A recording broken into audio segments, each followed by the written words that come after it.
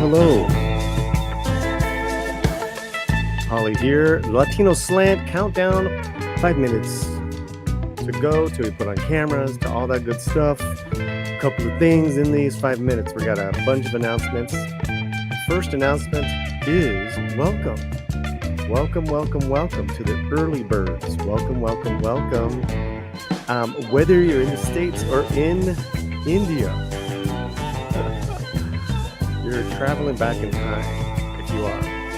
So we have a really cool song going on right now called ¿Cómo se llama this song? Oh, I forgot. It's some cumbia by Tuanguero. So we'll get to that. All right, let's give it the first announcement.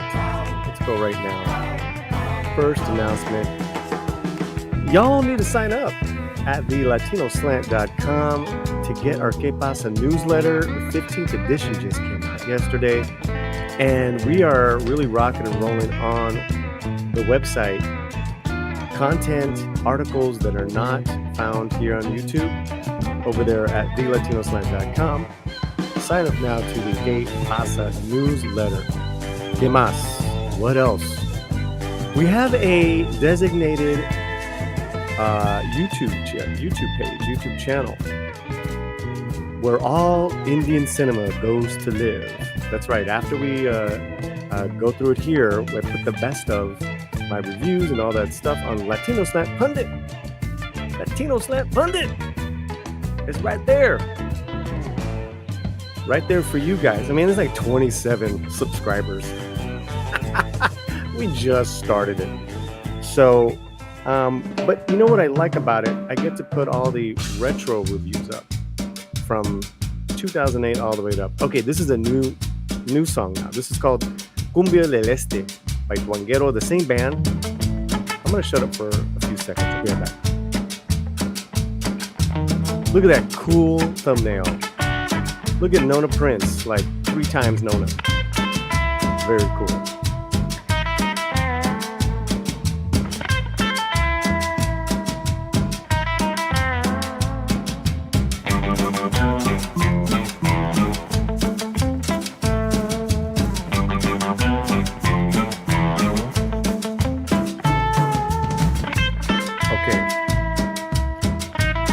Less than a minute and a half left to go on the countdown here. We got a couple more announcements before we're going to go into our news with Fletcher Williams. Nona Prince is here. Yes, we were able to wake him up out of his Indian slumber. I think it's like 3 a.m. over there. I'm kidding. We are so happy and excited that Nona is here. Okay, what is next? Ooh, if you're a member of the channel, we are soon going to have a watch party on the TV show Queen of the South. It's from Mexico with Paul Chato. Sometime this month, TBA. We just got a bunch of new members. So hit your alerts, because that's the next membership panel. You guys get to hang out with me and Paul Chato. So that's going on. Really quickly, next week's live show, and look at that cool thumbnail right there. Next week's live show, the best of 2024 so far, with Robert Meyer Burnett, Lily 300 Mirrors, Rosa Para, and Struggle Reviews. I have my list. I saw Nona's list. Pretty good list, man. Next Tuesday, July 16th, 7 p.m. Pacific. Again, mark those calendars. Last 20 seconds, then we'll have a quick introduction, and then we shall return. This is the Latino Slang. Gracias. Before the big light goes out, I feel electricity down my spine. I drive through the innocence of Chavez where the sun sets. The Latino Slant presents Slant News Flash. Entertainment stories from around the world. Give us 5 minutos. We'll give you El Mundo. That's right. I'm here, Paulie, in the Latino Slant with some news notifications from Latin America. What's happening, Fletcher? Hola, everybody that's out there on the news Latino world. Man, let's get right into it. We have a few minutes before our special guest comes in, but rockin' Latin America, one of the biggest telenovelas ever to happen, Betty La Fea, is returning. What is this, Fletcher? What is this? So basically, Amazon decided to finally put money where gold is, basically, and Nice. and actually recreate the original cast from Betty La Fea in their own telenovela style. So this is the original cast coming along for a new ride, and it's basically the continuation of the telenovela. Okay, let's watch it, and then we'll do a quick reaction, and that'll be that. All right, here we go. Agárrate con esta noticia que te voy a dar. Betty, ¿es usted?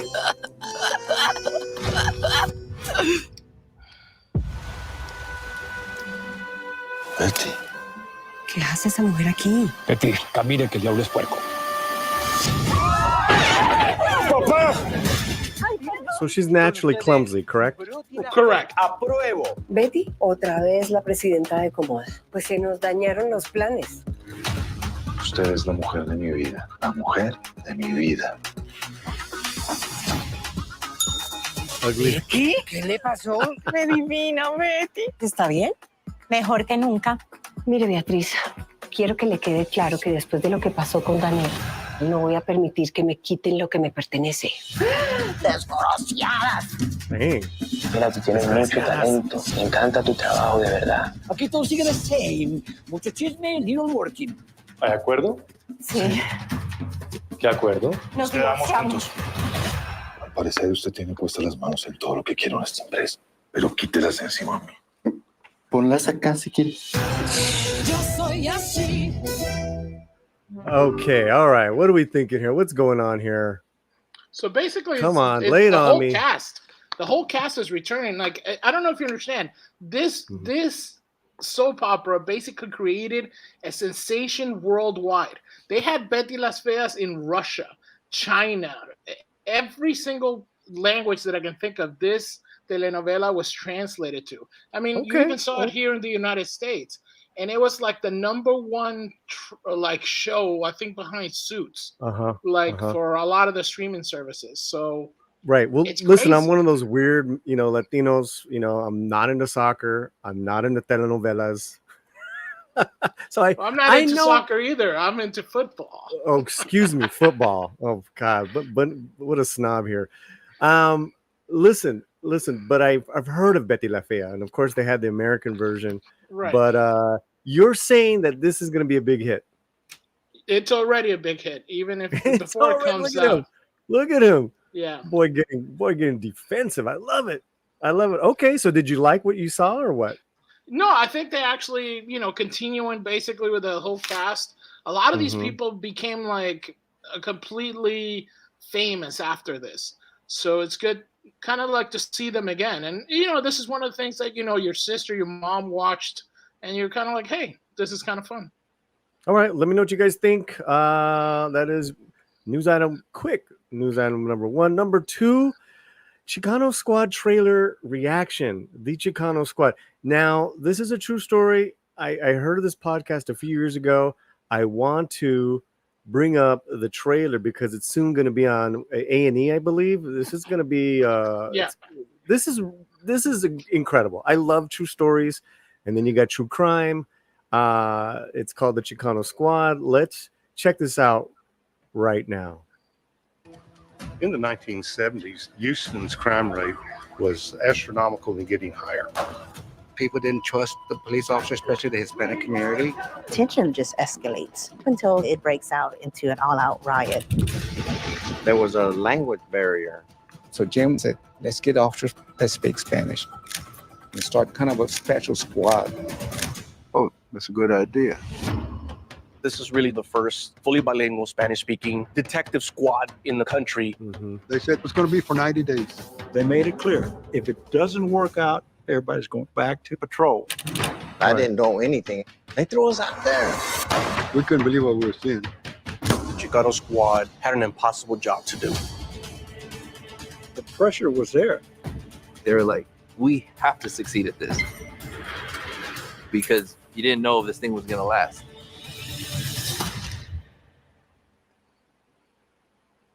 Okay, it's pretty straightforward there. Yeah. What are your thoughts there, Fletcher? I think it's cool. It combines everything that we love, which is like true crime. Also, the pacing looks great. It's great meeting these guys. You can just, almost go on the rides with them. You kind of feel like they went through some stuff and you want to hang out with them. So I think this is going to be a hit. I'm all in, and this is a great part of our American history that in the 70s in Houston, which is right next to the Mexican border. It's raza, it's Mexican, that someone said, you know what, maybe we need bilingual officers to be in the barrios to help solve crime. Insane. That's kind of a smart idea. And these guys seem like tough hombres, kind of like the Night Stalker. The guy that helped take down the Night Stalker was a Mexican officer here in LA. These are tough dudes, and they come from a generation that probably most of them were Vietnam veterans, very patriotic, very dedicated to country, and very dedicated to the police force. I can't wait to see this. This is right up our alley, Fletcher. So yeah, thank you for bringing this to me. What do you guys think? Let us know right now. And we got one more story to do, one more quick story to do. But before we do that, let's say hello to really quickly to people in the chat. Sanders here. Sin is here. Bonso's here. Goal! Yeah. I know. And I know Nona Prince is like a huge cricket fan. And football. Yeah. Sorry, football. Pardon me. You know what? I just love baseball. You can have all your sports. I'm a baseball. Get out of here with that. All right. And I can dance. So there you go. Yeah, I'm going to dance. The lovely Sherry is here. Hola, lovely Sherry. Nona's in the chat. Come on now. That's cool. And Rahul is here. And we have a great letter from him that we're going to read later on. So Daniel cool. T just got here. Yay, soccer fun. Boom. Yay, soccer fun. Okay, unfortunately, we have one more story, and it's pretty awful. Jenny Rivera's Hollywood Walk of Fame star was vandalized, along with singer Selena as well. We have this local report here. Let's just go to this. This is from our Los Angeles Channel 7 ABC. Pretty depressing stuff. It's only 30 seconds as far as this video. Let's check it out. More vandalism on Hollywood's Walk of Fame. Jenny Rivera's star on the Hollywood Walk of Fame was vandalized yesterday, just weeks after its dedication. The late Mexican-American singer's star was found covered in black paint. Officials say it was vandalized again sometime today. They also say the stars of Selena Quintanilla and Heine Conklin were vandalized yesterday as well, and again today. Wow. The Hollywood Chamber of Commerce says professionals have been hired to clean those stars. Bro.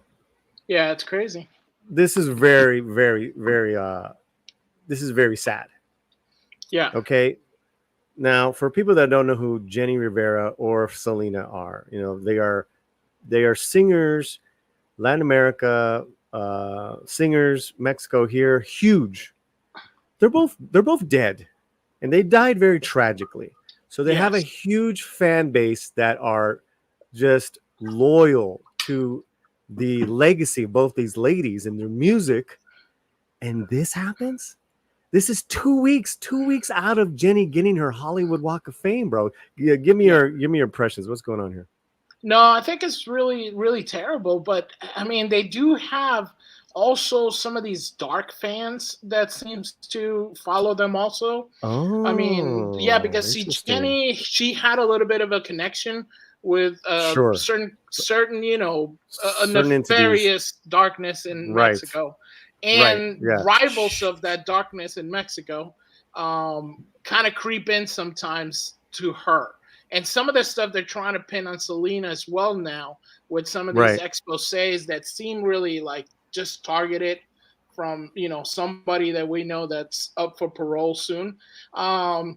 So yeah, so it Whoa. looks like there's like some targeted attacks here that people have been talking about, because it does seem like this is coming from a dark place. It's sad. Bro, I'm like speechless now, because you mentioned that Selena's killer, get this, guys. Selena's killer is up for parole next year in 2025 here in the United States. That is madness. Insane. Yes. So your theories, see here, I thought like, oh, it's kind of like a heated time right now. During the election year, a lot of anti-immigrant sentiments going around. I'm thinking like, oh, they're vandalizing these two Mexican ladies because they don't like them. Well, but Selena's American. I know, lad. So is Jenny. Right. Jenny was born in right. That's what I'm saying. No, but they don't know that. Ignorant people don't know that. That's you could say that, and that would be kind of like, oh, and like, yeah, that's my feeling. That makes sense. Yeah, that's my feeling. There's also the nefarious side that a lot of people have been talking online about stuff like that. Basically, they do have these dark clouds that are following both of them. One is the one siding with the murderer of Selena, that are now believing some of the stuff that's out there on the news. Sure. And with Jenny does have kind of like a big, huge, like a following of anti-fans. So that's what some people have been speculating on this one. But no. I no, the way the moment you said that, I'm like, that makes sense. That totally makes sense. And it's all unfortunate. Jenny Rivera's Walk of Fame. There's no cameras everywhere, I suppose. Right, yeah. There's like so many Hollywood stars now on all those blocks that it's up to their own fan club and then the Hollywood Foundation to clean them and all that stuff. Yeah. Yeah, go ahead. Yeah, but it does seems like it does paint into I don't want to sound here, but it does paint a dark picture of this. It does kind of look like these are targeted attacks at a time when both icons are being the victims of smear campaigns at the same time. So, well, there you have it, guys. That is the end of our Slant News Flash. We'll be right back after this message. Oh, wait, man, I lost it. Okay, here you go. All right. Slant News Flash was recorded at the Slant Studios. All information has been pre-approved by our Slantino staff of Chicanos, Cholos, Homeboys, and Homegirls. Keep your slant fuerte. All right. Oh, we brought in Nona, but hold on a second. He wasn't supposed to be here. Who did that? That is not a proper introduction, sir. Just everyone wipe them. Get your. Well, how did it go? We might as well bring him in now. That's right. We might as well bring him in. Nona Prince, everybody. Woohoo! Hola. Hey, what's up, amigo? Great. How are you? We are fantastic. Good morning to you over there in India. Thank you. I'm more of a night owl, so yeah, it was something.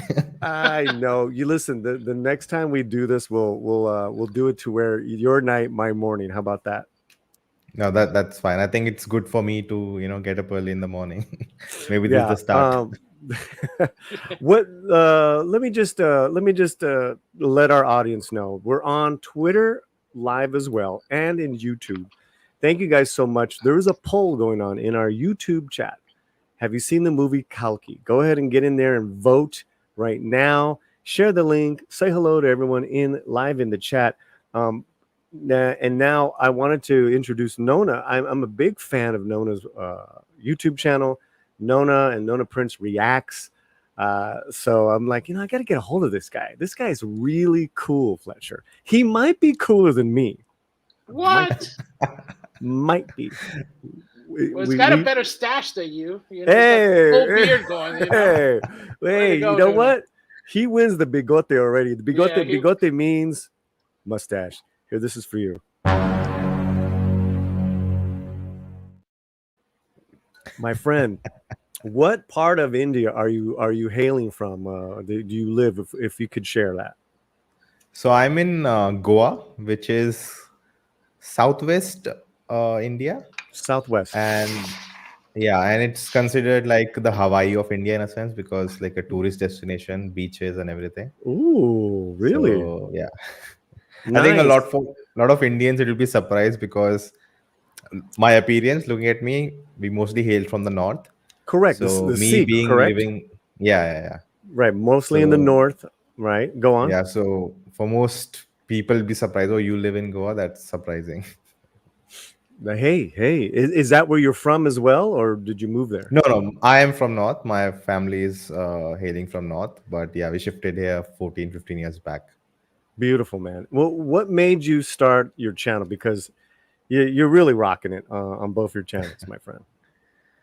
No, I just kind of had interest and wanted to talk about it, so I just started just like that. And it's been almost 7 years now.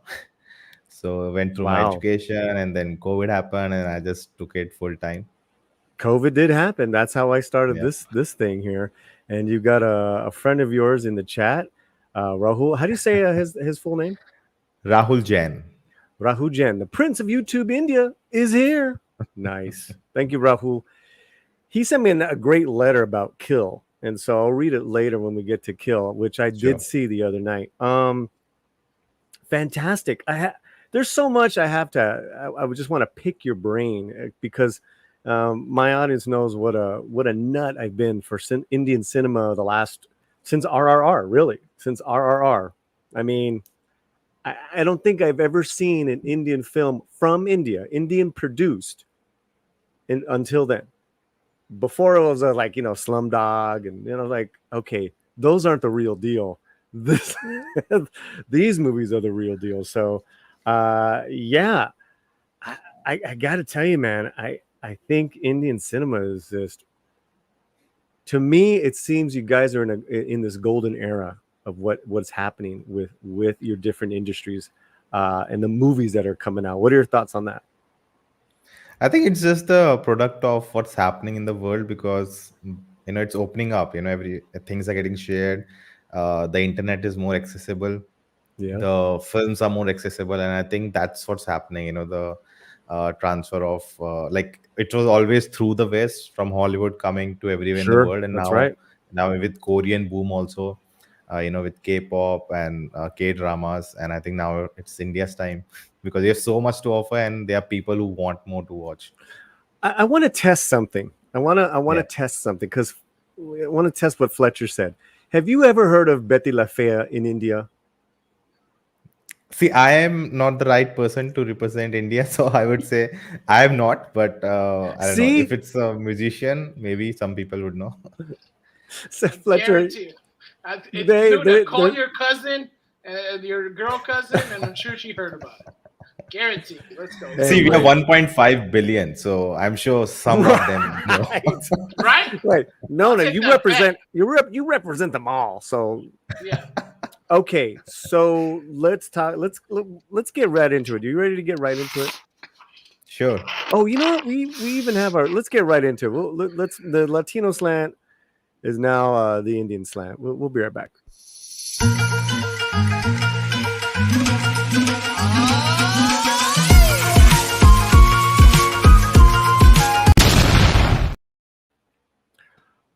Thank you, Fletcher. Nice production on that. Nice production. Interesting choice of clips there.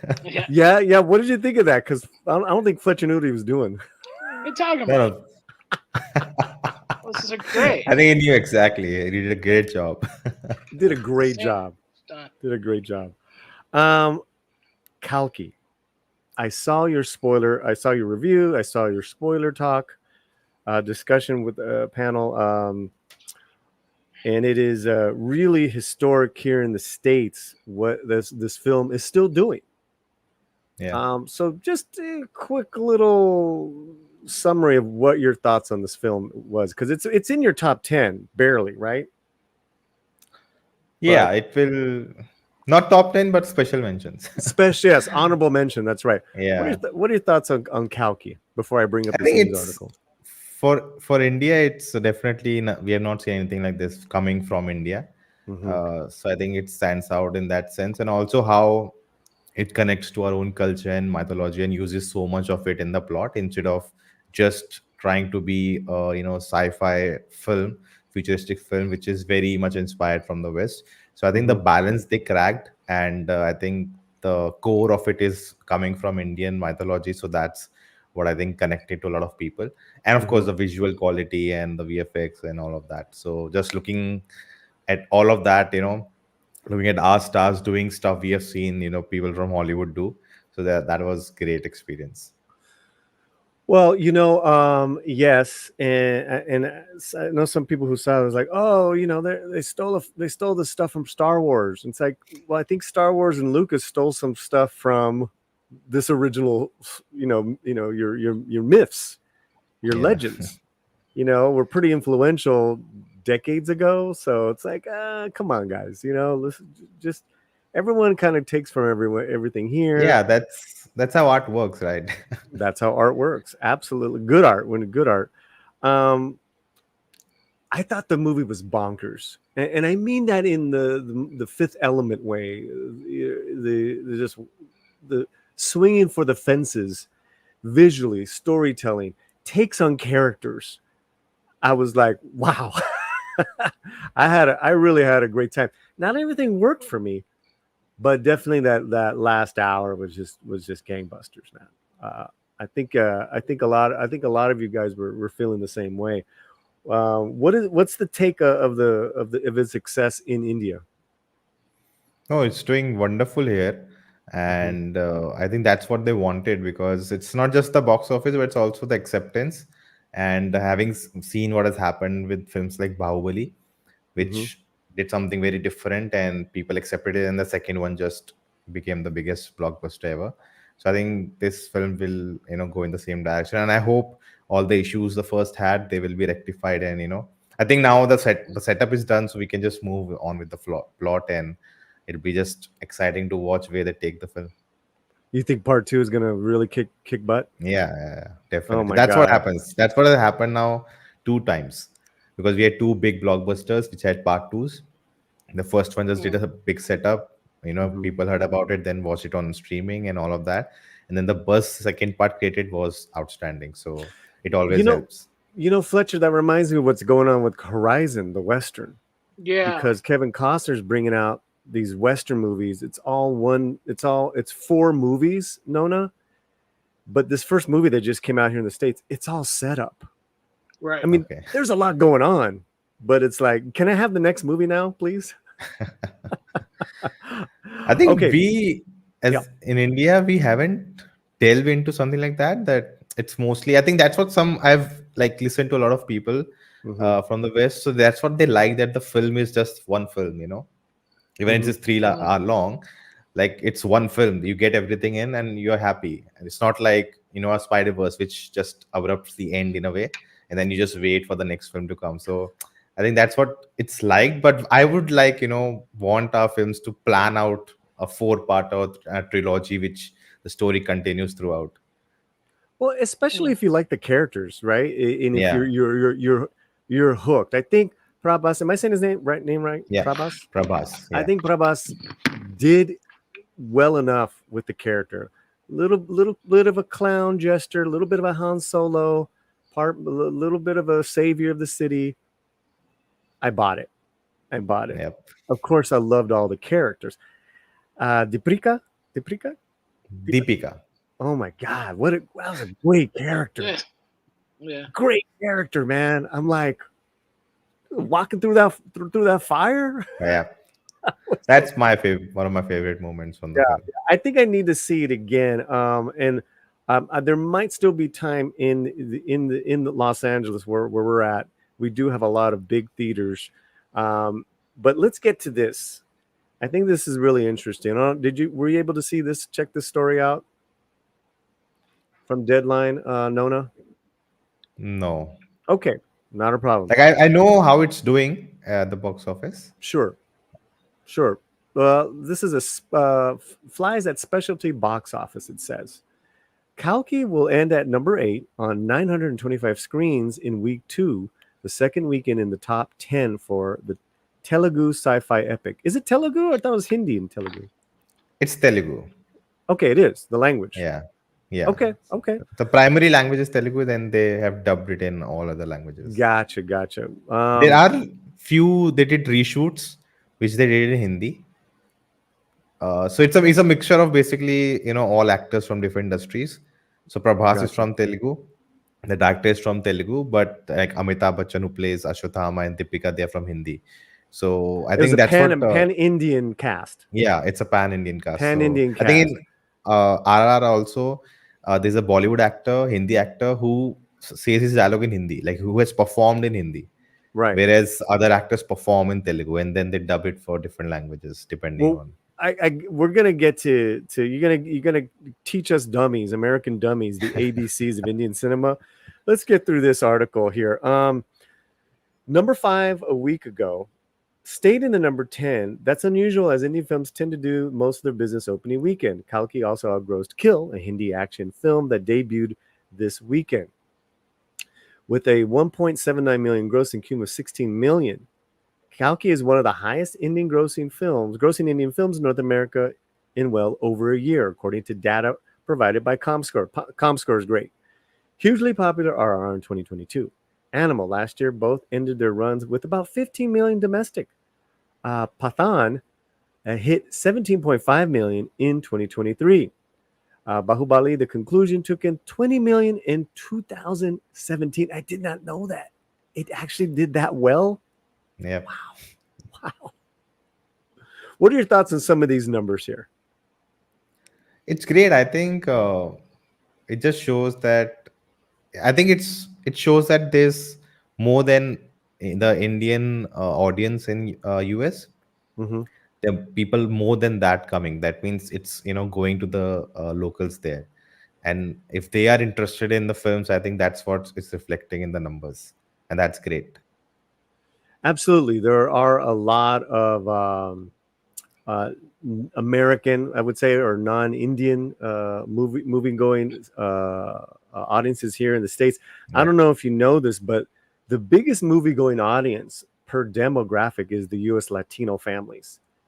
Wow. We go weekend after weekend, and we over-index our population. We're like 20% of the population in the United States, but we'll over-index Inside Out 2. Bad Boys, like we like it all.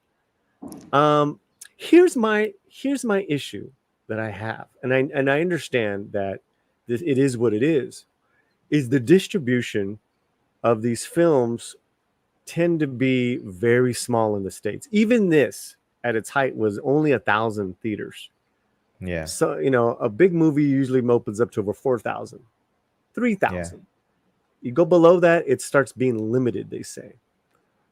But then also, too, Nona, is that those theaters we lose. So within a week, it went from 1,000 to 600, and it'll probably be another week, and then it'll probably be gone out of the theaters, Nona. So that's still the uphill battle for movies from India.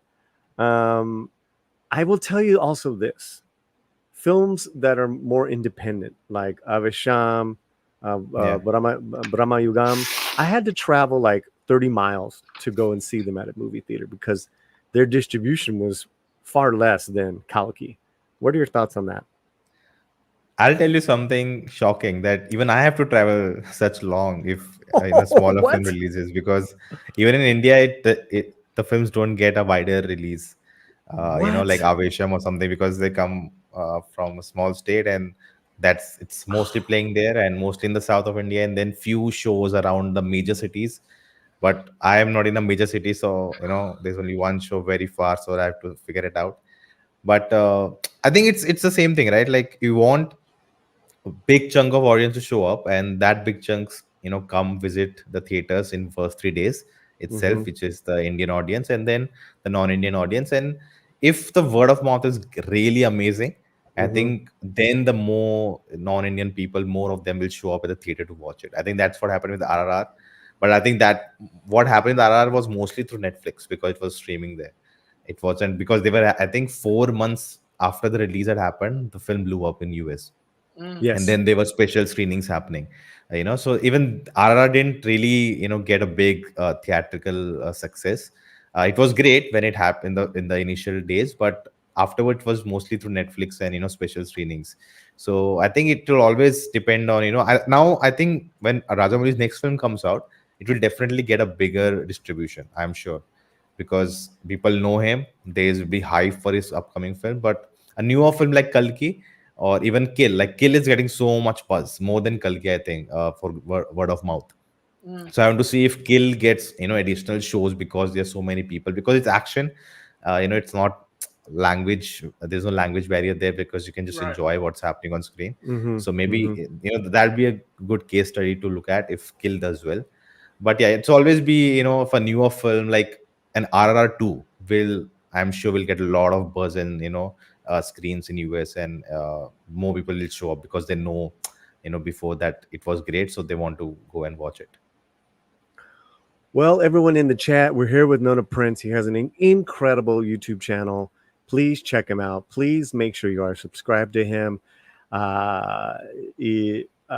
I think I watch a video of yours once a day, my friend. And it's actually very accessible to Americans such as myself, so not that you're trying to do that. I'm just saying that, well done, sir. And speaking of Kill, let's get right into Kill, my friend, because I saw it the other night and I saw your review. Interesting thing about this one, really fast, is Kill, I believe, is the first time a Lionsgate has picked it up for North American distribution.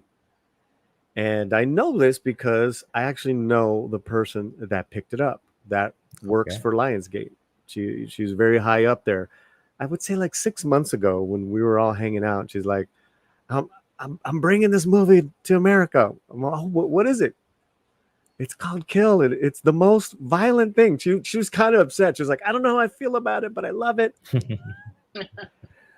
And here we are.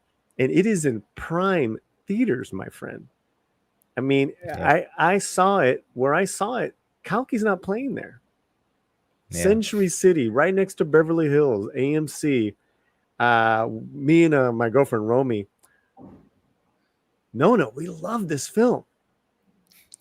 I mean, okay, let me just back up. Can you give our audience your thoughts on the film? Let's just start from there. So I think Kill is from our perspective, how we look at Kill is that what it's not doing, which is what we have seen many times in our films, where you can take this same story and just put so much fluff in it, make it 3 hour long, and it just doesn't enjoyable anymore.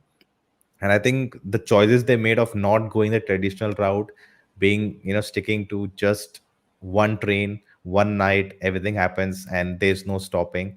The action starts within 10 minutes and then it never stops until the end. For us, there's an intermission also, but it's just just goes on, doesn't stop. And I think that's what exciting for us, the action wise.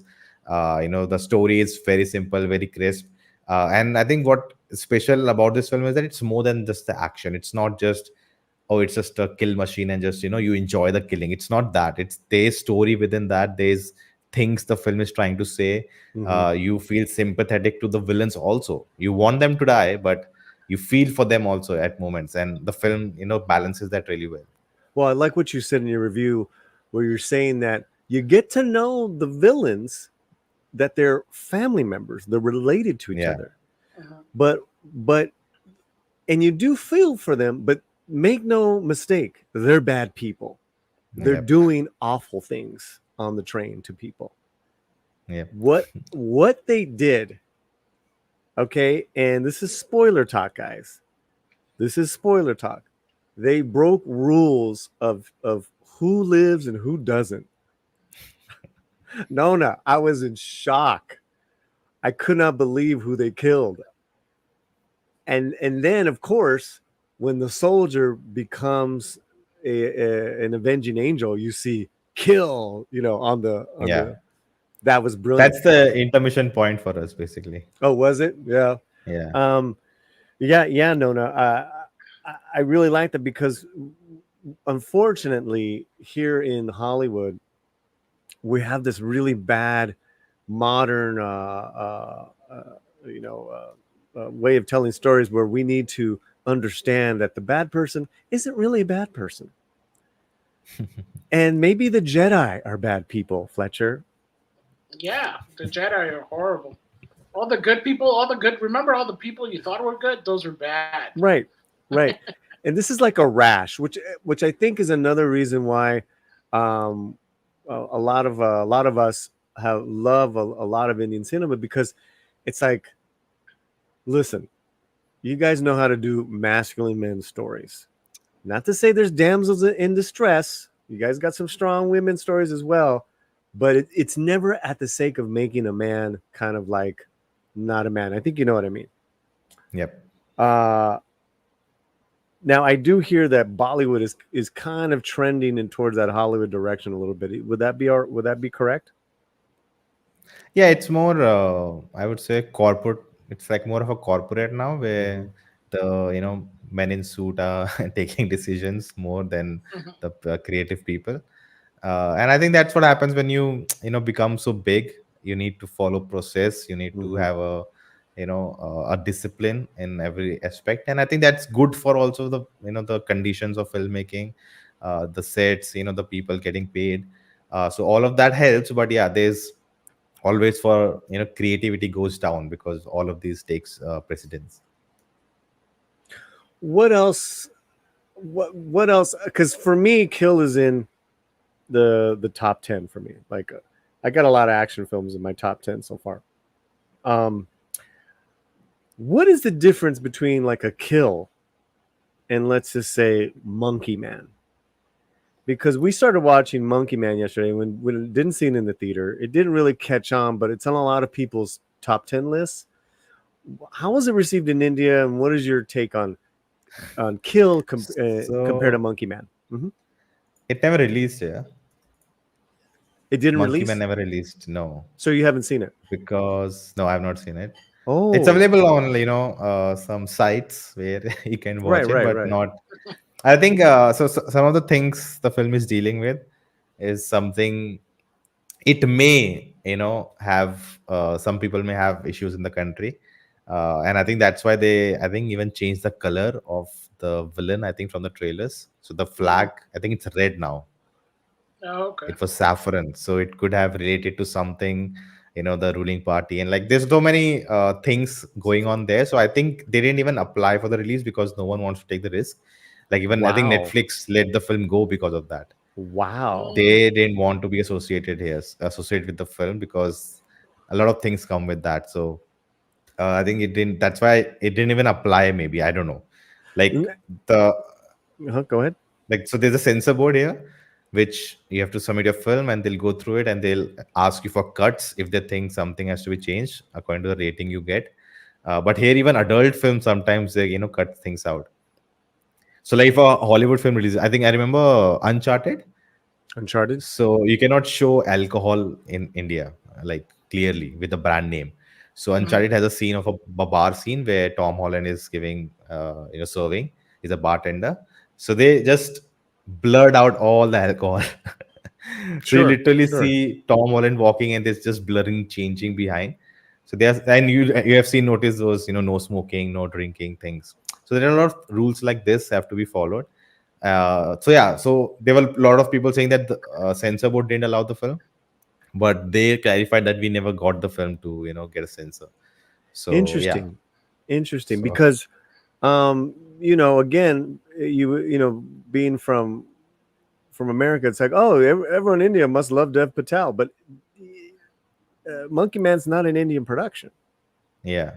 What- But also people don't like, there's a big sentiment which is against Slumdog Millionaire because it Yes. shows India in a very bad light, and it, shows, oh, we are so poor and all of that, Right. which I don't particularly agree with. I think it was a story, of that thing in that place, and I don't think it was wrong in any sense. But I think a lot of people look at it as that it glorifies how poor the country is, and shows the country in a long a light. So that's always been a debatable point. We're here with Nona Prince, everyone. Let's get back to Kill the movie. You can also vote in the chat right now. Have you seen Kalki yet? What do we got right now? Let's check the results there, Fletcher. What do we got? All right, so we're 28 votes. We have the we need more lead- votes. Yeah, we need more votes. definitely. Come on, guys. Let's get the votes up. Go on. So the number 2 is leading right now. No Dancing by Myself at 46%. And number 3 is following up with 25%. Maybe Waiting for On Demand. And then we have it one at 21%. Yes, I love it. And only 7% says got Kalki at home. Fletcher, you're the master of these polls. So creative. I love it. Almost 50 people watch it combined on X and on YouTube. Thank you, Nona, for being here. I hope you're enjoying yourself. Thanks for getting up, man. Let's go back to Kill. Let's go to Raul's letter that he sent me. Wow. I would love to read some of this, and anytime you want to interject, please do. Sure. Raul says, I'm so glad and happy that you loved it very much. Easily the best action film of 2024. And I had the best theater experience of my life while watching it with a packed crowd. Here's a few interesting details about the film as you made my day. The lead actor, Laksha, who played Amrit, took 9 months of training for the film, and when you see his bare body with the shirt scene, he did not drink water for 3 days before the filming that particular scene, and it's his debut film. He was a beast, man. He was fantastic. Yep. He was fantastic. I thought he knocked it out. About the main villain guy who played Fani. His name is Raghav Jual. Oh, go ahead, sir. Yep. Raghav Jual. And he's a dancer turned actor. 150 liters of he's been in a lot of things, hasn't he? So Raghav, he came into spotlight through a dance reality show, and he did this slow motion dance. Like he used to walk like he's in slow motion, and that became a rage, and he became famous from that. And then I think he's good in comedy, like impromptu, and he used to be then became a host for reality shows and all of that. And I think then he just took a break from all of it to start focusing on his acting career. So he has been in, I think, few films, but yeah, this is his definitely standout role. This is his comeback. Yeah. 150 liters of fake blood was used in the film, and the core idea behind Kill came from a real-life incident experienced by the director. Every knife had a name, so the prosthetics head of the film needed to know the size of the knife 4 months before shooting the film, as he wanted to know whose cheek and eyes this knife was going into. Dude, Nona, some of those knife... It's a pretty... Go ahead. It was crazy because even I learned all of these things he has mentioned after watching the film. Yeah. And I think it shows in the result, what we got, because I don't think any other Indian film would spend so much time. Like, this is what we have heard from, Hollywood classics when we read about them, that they did so much and this much preparation and all of that. So I'm so glad, hearing all this that the Indian film did, because I think in my review also I said, if you had got a big actor, you wouldn't get the same result at all. There's something to be said about casting unknowns. You're absolutely right. Then you could just dig deeper in the story, and then those leads, those unknowns, they're gonna really give you 200%. Yep. Okay, where do we leave off? Let's just go here. The script contained every action movement down to its minute detail, and it took 1.5 years to complete the script, and sound design took 3 months. The scene where his shirt comes off to show the body, Laksha did not drink. Well, you already said that. Some deleted scenes. The one they shot and cut out, he killed a person with a door. They got very creative in how they were killing people on a train there, Fletcher. Yeah. Let's finish up here. If you want to know the behind the scenes making of the film, so on the Dharma Productions YouTube channel. Okay. It sounds like you work for Dharma Productions there, Rahul. No, I have to mention here that Dharma production is by Karan Johar and by his father when he was alive. So he is known to make these cheesy rom-coms. Oh, like really? that's his image. So he's been in 25 years now. So that's how he started his career. Then he made a big melodramatic family drama saga with biggest stars come together in Hindi cinema, and that was a big film. And that's how he's being known to make these kind of films. And for him backing this film was a surprise. And also the other producer, Sikya Entertainment, which is backed by Guneet Monga, who's actually as a producer won 2 Oscars for short documentary and documentary. Yeah, female. Yeah, you said that. Yeah, and I think she because of her they got the Lionsgate deal, and the film is doing right. That makes because sense. she has a Probably lot of connection in Hollywood. Yeah, correct. Probably had the Hollywood connections with our friend Lauren, and I don't want to say her full name. I think she like to be behind the scenes, but it's pretty cool what this film is doing and where it's playing here in the States, my friend. Let's wrap it up here with his letter. As S.S. Rajamouli, director of RRR, said, if there is no emotion backing the action, then you will not feel the action scenes in a more deeper way. If the emotional stakes are high and personal, then you will connect to the action even more. Whatever the emotion may be, that's what makes Kill and even John Wick so special for us. Thoughts there, Nona? Yeah, absolutely correct. I think that's what in Kill, right? Like I said in my review, there were ladies behind me, and when he gets back at them in the second half, they were screaming in joy. They're like, "Yes, come on, kill him!" And that's what you feel inside because you saw what happened, and it's just because he was not taking them down, as in killing them in the initial, because he doesn't want to. He doesn't have that emotional motivation to just kill them. But once the hell is let loose, then he's not gonna stop, and we see that happen. So that was that's why it works. That's why, and I think John Wick, I would say, I'm not a big fan of John Wick 4. No, because I feel like the way you end John Wick 3 and the way you start John Wick 4, where he just goes and kills the Supreme in the desert, who takes you see how difficult it is to meet him in the third part, and he just goes and kills him. And like now he's gonna go against the whole syndicate. What's called the underground? No. The thing in John Wick, the syndicate whole he's a underworld part syndicate. There's a name for it. I think there is a name for it. In the chat, if anyone can let us know. Yeah, anyone in the chat, what is that name? But it's funny. Continental.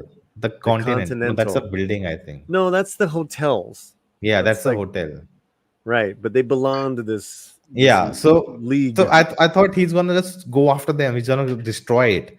Yeah. That's the motivation I want. And then he just like, nah, I just want to live, and I just want to just let me go. And it's the same thing which we saw in 3. So the impact was like the action sequences was amazingly shot. The visual was great, but the emotional hype nothing was there. So I was not a fan of it.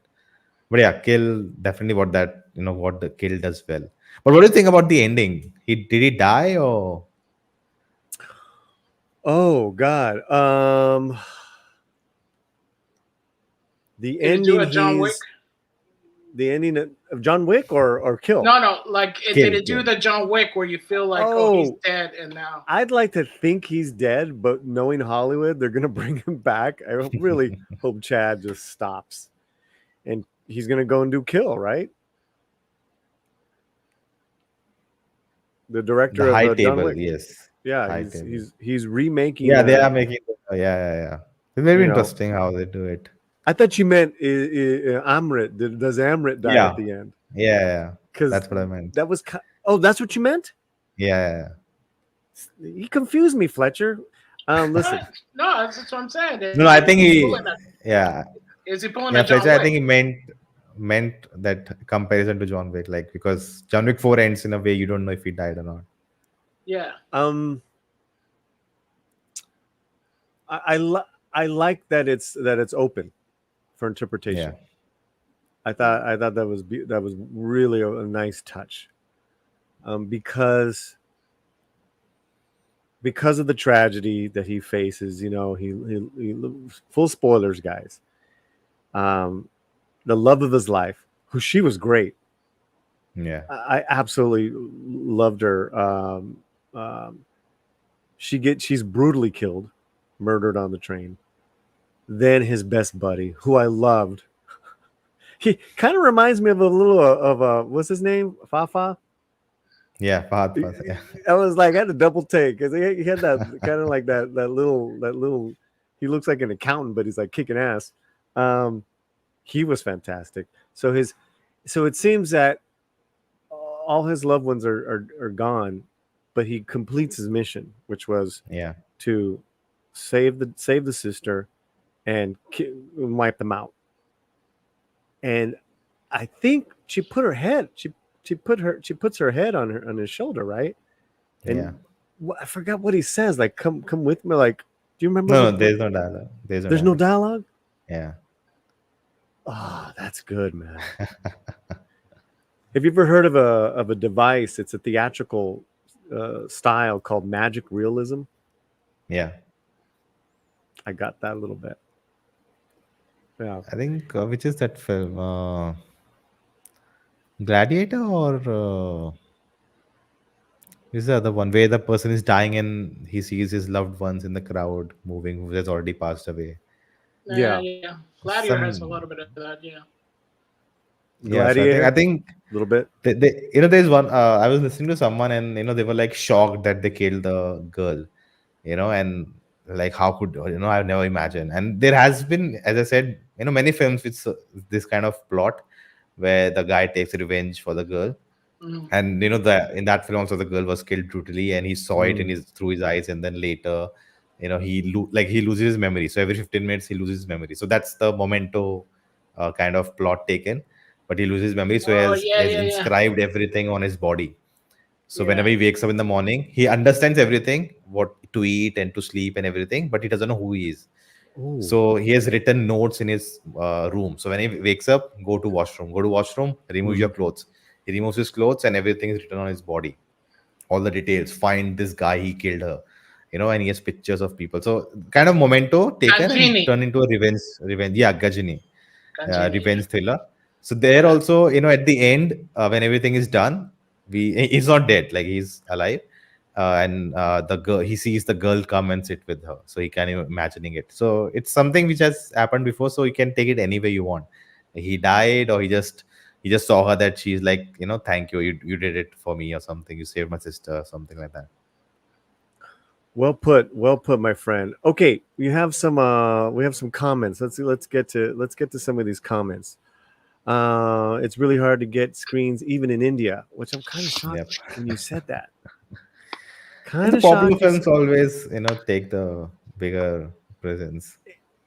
It makes sense though, right? S.S. Rajamouli is in talks with Disney and Sony to produce partners for his next film. As long as they let him have creative say, that's fine. But I can't stand Disney right now. They've messed up. They just have messed up so much good stuff, in my opinion. Knowing Rajamouli, no way he's gonna listen to anyone. You listen to him. I hope so. I love the man. I went with Chris Gore last year to see RRR, where with him and Ram Charan came into the theater.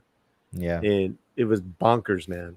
I mean, it was amazing. But then J.J. Abrams introduced him, and there's a whole bunch of boos. We don't like that guy. We get out of here, J.J. Give us just. He made the last Star Wars, right? Like yes, yeah. The what was it called? Yeah, nobody remembers. That's why. We don't remember the title. Stop Nobody it. remembers the title. Stop it, sir.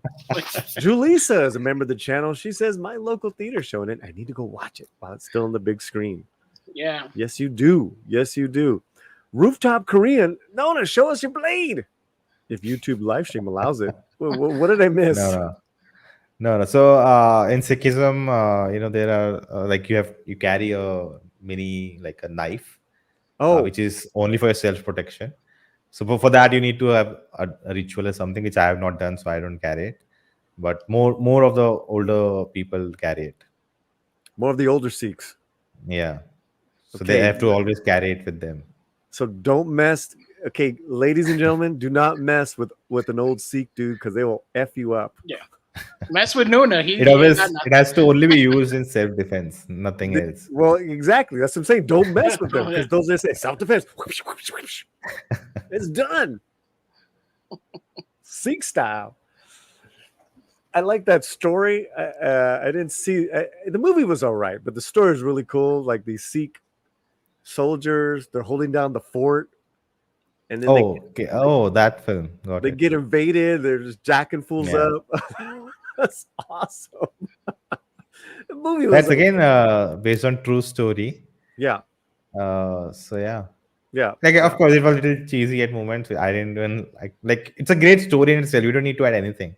Just make it as simple and real. You can showcase it, but I think that's the flavor Indians enjoy a lot. Yeah, I mean, listen, it was entertaining, man. I saw it on Prime or something. Okay, Bunny V. Monkey Man did not release in India, rightly so. Please keep Dev Patel away from India. That's your countryman, isn't he? That's not nice. Bunny V, that's not nice. That's not nice. But go ahead, Bunny V. Keep on being you. He imagines his girlfriend at the end and says something. She says something like, even in death, we'll be together, kind of something like this. And they're showing like he's slow dying and his final memory is his girlfriend. That was a fantastic. It's in my top 10. No, it's in my top 10. The High Table is the name of the organization. And John There Wick. you go. Yeah. There you go. John Wick. There you go. Thank you so much for all your comments. I'm seeing some members in the channel. ¿Qué pasó? What's happening, Dan Crane? Member of the channel. What's up? ¿Qué pasó? Also, too, an OG member. Deleted scenes. We've stopped talking about Kalki. We've stopped talking about Kill, so you can unmute it. Mi amigo. Gracias. ¿Qué más? Dave T. Get what? Here we go. Our first super chat of the night, Alpha Omega, for $5. I think Hollywood will just try to buy chunks of industries like Blackstone and BlackRock instead of correcting, then neutering what they buy. Ooh, coming in hot, Alpha. Coming in hot. Right. Fletcher, what's going on with this?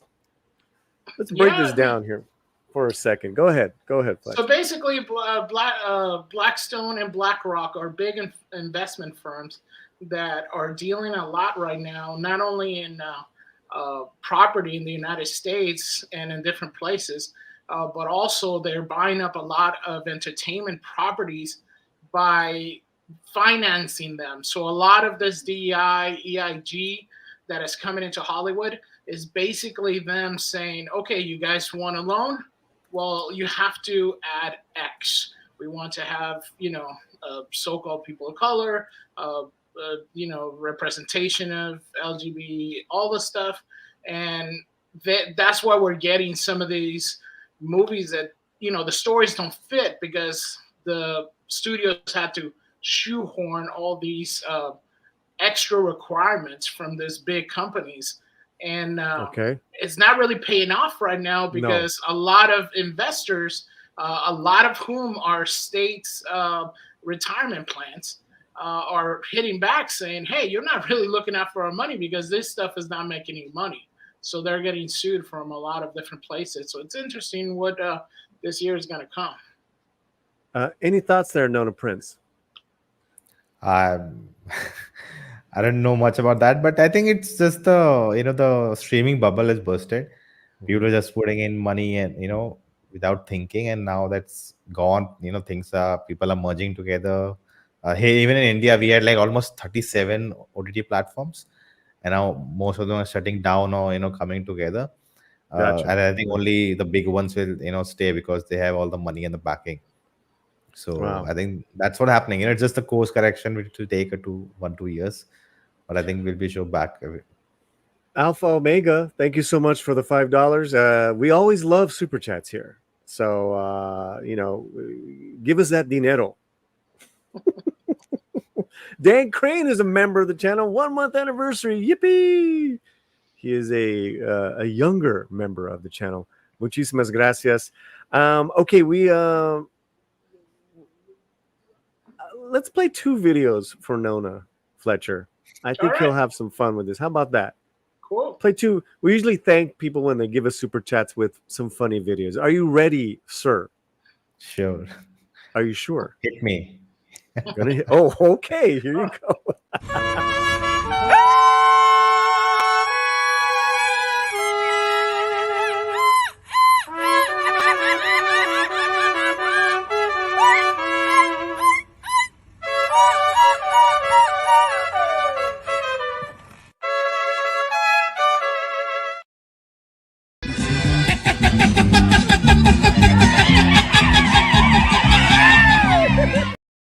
The low rider is a little higher. Thought I was playing. Paulie here on the Latino Slant. ¿Qué pasó? What's happening? Everybody having a great time. We are now gonna get into this section where it's called Indian Cinema for Dummies. I'm gonna ask the most insanely, hopefully he won't get too offended, questions about Indian cinema and what's going on, all that stuff. Now's the time for you guys also to ask this, because we are diehard cinema fans, lovers of cinema from all over the world. And I hope you guys are I lost the word there. Subscribe to all our channels. Let's bring him in. Nona, did you like that the old man screaming? Fun. That I would say, I think that's something common with all of us, right? In all cultures, we also have these like similar meme videos and all of that we share. So it's it's very I can understand. Yeah. There's some wonderful synergy of cultures that and as an American and as a Chicano, it's like that's why another reason why I really connected with a lot of this great cinema from your country, my friend. And I mean, heck, why RRR was like hit me so hard. It was like, whoa, it's talking about colonialism and hitting back to the British, but it was like, okay, this could easily have been the Mexicans in Spain. It was beautiful, man. It was beautiful. Let's bring our wonderful producer back in. Fletcher, ¿qué pasó, Fletcher? What's happening? What's up? Yeah, no, I agree. I love Indian cinema for a long time. We used to get we had like an Indian market, and that's where we used to go and get like all the DVD. But I'm a bit of a normie because most of my stuff is like Shuda Khan, King Kong. So it's little normie stuff. He's fantastic, man. Julissa comes in. I'm ready to learn. I'm definitely a big Indian cinema dummy. And deleted scenes, member of the channel and moderator of the channel. Nona Prince, good to meet you. Subbed to your channel. Yay. Thank you very much. There you go. Appreciate it. There you go. All right, my friend. Well, are you having a good time with us, Nona? Yeah, definitely. Good. It was worth getting up early. I was gonna say, I was like, all right, we'll make it up to you, my friend. Well, Fletcher, I think I'm gonna start with the different industries. Right. Yeah. Because a lot of people, in America, when they say, Kalki, the Bollywood sensation made this money, and then like you see the people correcting them. Right. How many industries are going on in Indian cinema right now, and how do they kind of like blend or bump whatever with each other? So, okay, easy way to explain it, like, kind of give you a little historical, I'm gonna make you big, understanding sir. of I'm gonna it. make you big. Go ahead. So basically, consider India as maybe the whole Europe or the whole world. Like, we have so many cultures. Every 50 kilometers, the language changes, the culture changes. So it's a lot of different kind of ethnicities, if you want to call it. Mm-hmm. Different kind of people. We are very different, but I think we share the same kind of land and history, which I think unites us. So as a country, we are so different, like from north to south, east to west. There's so many different things and so many different languages, and that's why I think predominantly there are films made in that language. So that means they become that industry. So I think the biggest and the oldest is Bollywood, which is Hindi cinema, with the center at Mumbai, which in the west, and Hindi is, I think, widely spoken language. It is not a national language, which many people argue about, but it's mostly widely spoken around the country. Mm-hmm. So that was the first. They started making films, and that through that it traveled across. And then we have South, where we have four major states. So we have four major industries. One is Malayalam, Kannada, Tamil, and Telugu. So now Telugu Say that. is Let's do really it one more time. Malayalam, which is Avesham, Brahmayugam, all of those. My favorites. Uh-huh. Then we have Kannada, which I think most popular is KGF films. if you know Canada, about which them. is with a K, guys. Yeah, K. And what is that one great movie? KGF. Have you heard of KGF? Oh no, Chapter yeah, 1, Chapter absolutely. 2. No, but there was another wacky film from Canada. But yes, KGF. Kantara is there. Kantara. Yeah, Kantara is from there. Okay. And that film also explores the region really well, the customs and culture there. Right, because it was pretty rural, pretty provincial, right? Yeah. Okay. Then we have Tamil. Tamil. Which we have Indian 2 coming from. We have Vikram, Leo, those films. I like sure Vikram. Many more. Was it Kaithi? Yeah, Kaidi is, it's Tamil. Great film. That was. And then we have Telugu. So which is Bahubalis, RRR, Kalki. So all these films come from there. So so the thing is, every industry has a distinct style to them. So Telugu, having seen, they are very big, scale wise, grand, very over the top. So that's like, they make all kind of films, but that's the major thing they do. Malayalam, you will see they are very, grounded in reality. They are very sometimes small in scale, but big in ideas. So smaller budgets, but yeah, very small budget. So but and I think really, all Go ahead. And all four southern industries, there's more because they're more connected. Even language wise, they are more I would say, even culture wise, language wise, they're more connected because they are neighboring states compared to Hindi. So that's a big gap, which has now become smaller with, all the actors, producers, directors, mixing up, which is a great thing for India. Then we have many more, there's Punjab, there's Punjabi industry, where you'll see a lot of Sikh actors and all of that. Then there's a Bhojpuri industry, which is, the heartland of India, those kind of films. And there's from Odia industry also, there's a Bengali industry, which was the prime when it began. Have you heard of Satyajit Ray? He's one of the master filmmaker from India. I haven't. So his films in the 1950s, 60s, they were like class apart, world famous. I think Scorsese also talks about them. I think Apu trilogy inspired. There's a Apu trilogy, 3 films talking about the same character and telling the story from his childhood, his teenager, and then his adult. So that really inspired Scorsese. And what else? And I'm sure there are more smaller ones. Bunny V says Marathi is the oldest movie. Oh, Marathi. How could I forget? Not Hindi. Marathi? Come on, man, get your facts right. Yeah, listen, Nona, you're representing all of India right now. I'm you so better sorry. Get it right, Buster. It's early. It's early for Nona. Yeah. So as I said, it all started in the from morning? Mumbai. Do you have coffee or tea? Nothing. I don't. I'm not any beverage guy. Really? Yeah, I don't. You're young. You're young. Yeah, it's not a thing. No, I'm 26. I'm 53. You're young. You're in that you're a context, mijo. yes. That's what we call you, a mijo. Yeah. You're like my son. You could be my son.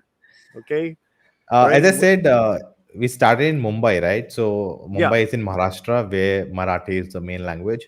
Mm-hmm. And the first film was made by but that was not in any language. It was what do you call it, silent film. Okay. So Right. that's how it started from there. And Marathi is also a big big industry. Not today.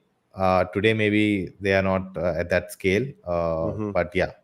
But overall, yeah. So that's basically, the languages are different. It's so different that, so a person living in a north cannot watch a southern film without subtitles.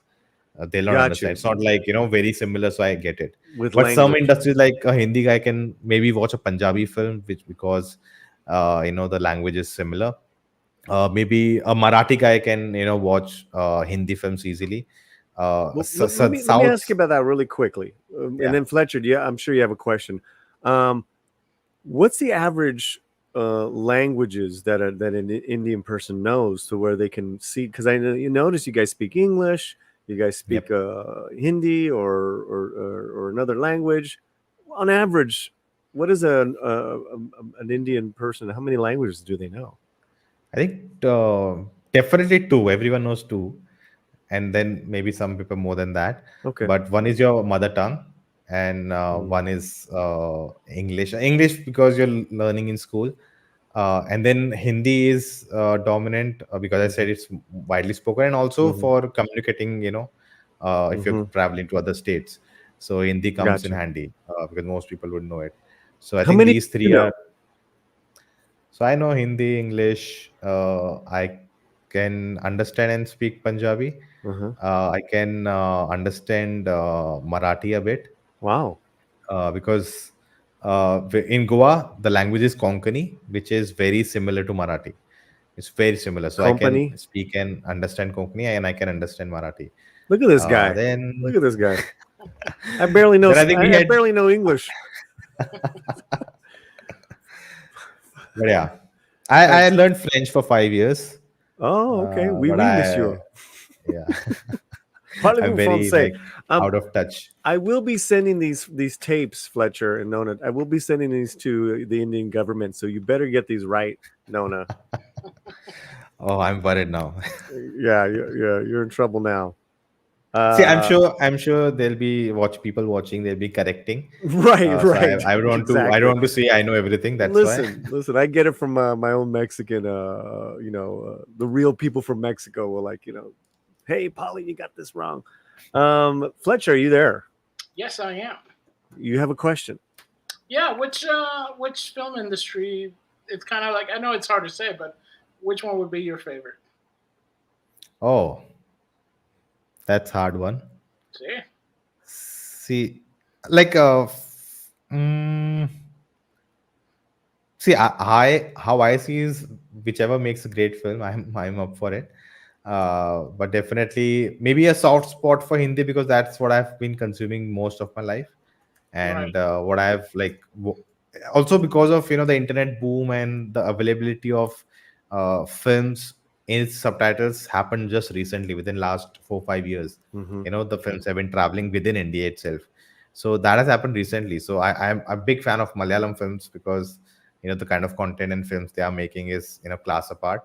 But I also love Telugu films. I love that bombastic big visuals. Right. So Tamil is an industry, I say, caters to everything. They make they make the big over the top films, but they also make these small independent films and everything in the middle. And Kannada, yes, there's so much to enjoy there. Yeah, there's soft spot for Hindi, and I always happy when a good Hindi film comes, but that happens very less. So that's definitely an issue. And what industry do you think is more poised to take on the international market? I think in the past we had we had a film called Lagan in 2001, which was the first last Indian film which was at the Oscars in the international category nominated. Right. Since then, that was a Hindi film. So, and in the past also there have been Hindi films which have not been nominated. Then I think right now, as you can see multiple times, like with RR, Bahubali, is the Telugu cinema, which because they do this big, wide, epic films with over the Yeah. tops, and and I think they keep the story. The story is simple to follow. It's not too complicated or too attached to, especially Bahubali and RRR. It gives you enough context, and it's very visual medium. So I think it's easy to travel everywhere. Like also considering how many reactions I have seen of people for RR, that it works for everyone. There's no visually, it's very easy. It's Right. easy to follow. Even I have seen the film without subtitles in Telugu, but I had seen the film so many times before, so I knew what's happening. I So gotta that tell, yeah, even I followed it. really quickly on RRR. I have shown it to my Mexican families in Phoenix, Arizona, which is another state where my family lives. I've shown it to my girlfriend's Portuguese family in the East Coast. They went crazy over the film. It's one of the greatest stories, just cinema-wise, just ever done. And yeah, man. I mean, I don't know how SS is going to top that. It's almost like that feeling. See, Go ahead. I would say when we saw Bahubali, we had the same thing. How would you top this? And he did it. Yeah. So you know what? You're absolutely right. From Iga to Bahubali 1 and 2. Yeah, man. Yeah, you're right. Let's get a little nerdy here. There was the director of Gangs of Wasseypur who was not able to, for a long time, kind of match the success of those films. I think he did a TV show that was pretty successful, correct? Or maybe that You're talking wasn't about him. Anurag Kashyap, right? That was the actor. Yeah. No. He's the director. Okay. That of the Gangs of Wasseypur. So Gangs of Wasseypur was 2 movies. Yeah. Which I think it's in my top 5 all time of Indian films from the limited that I've seen. Right? Can I please be smaller? I don't like. Oh yeah. Yeah. We're done. We're done putting you on. We're done putting you on the grill here. I'm telling you, I'm sending this to. Don't get too crazy. I'm going to send this to your government. I'm kidding. Jesus. Was he able to succeed, or has he just not done anything? That director. So yes. So as coming to the previous question, also talking about which films will travel. It's the big budget. These films which everyone can enjoy, and then there are these independent smaller films which are very artistic films, as you may call them, right, which will travel in the film festivals and everything. So he's that kind of a director. Okay. Who's very you can call him an author. He makes kind of very drastic and very challenging films which you think about.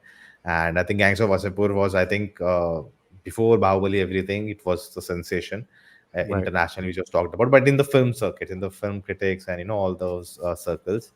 Yeah, he'll not get big budgets. Like he'll not get budgets like Rajamouli does.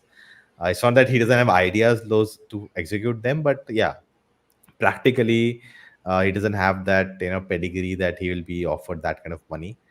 And also because he's kind of a controversial figure, because he's very open with his thoughts, maybe against the government and all of that. So that also doesn't help. Gotcha. But yeah, he's okay with it. He like he said many times, I'm okay. I can make a film with the smallest budget. That's how he likes to work. That I just want to make this budget. I make a film, and even if it crosses that budget mark and makes that money back, it is great. So yeah, wonderful. I love it. All right, let's get to the chat. Which film do you think will be India's Oscar submission for 2024? Oh, like last year should have been RRR, but I don't know what sense prevailed. But I think again, it's always like I think he later also gave suggestions in the chat, if you can pull that up. But it's always hard because do you want to send a popular film or do you want to send a film which kind of has a great merit? Because also you have to remember, be practical about it. It's not about just choosing the great film.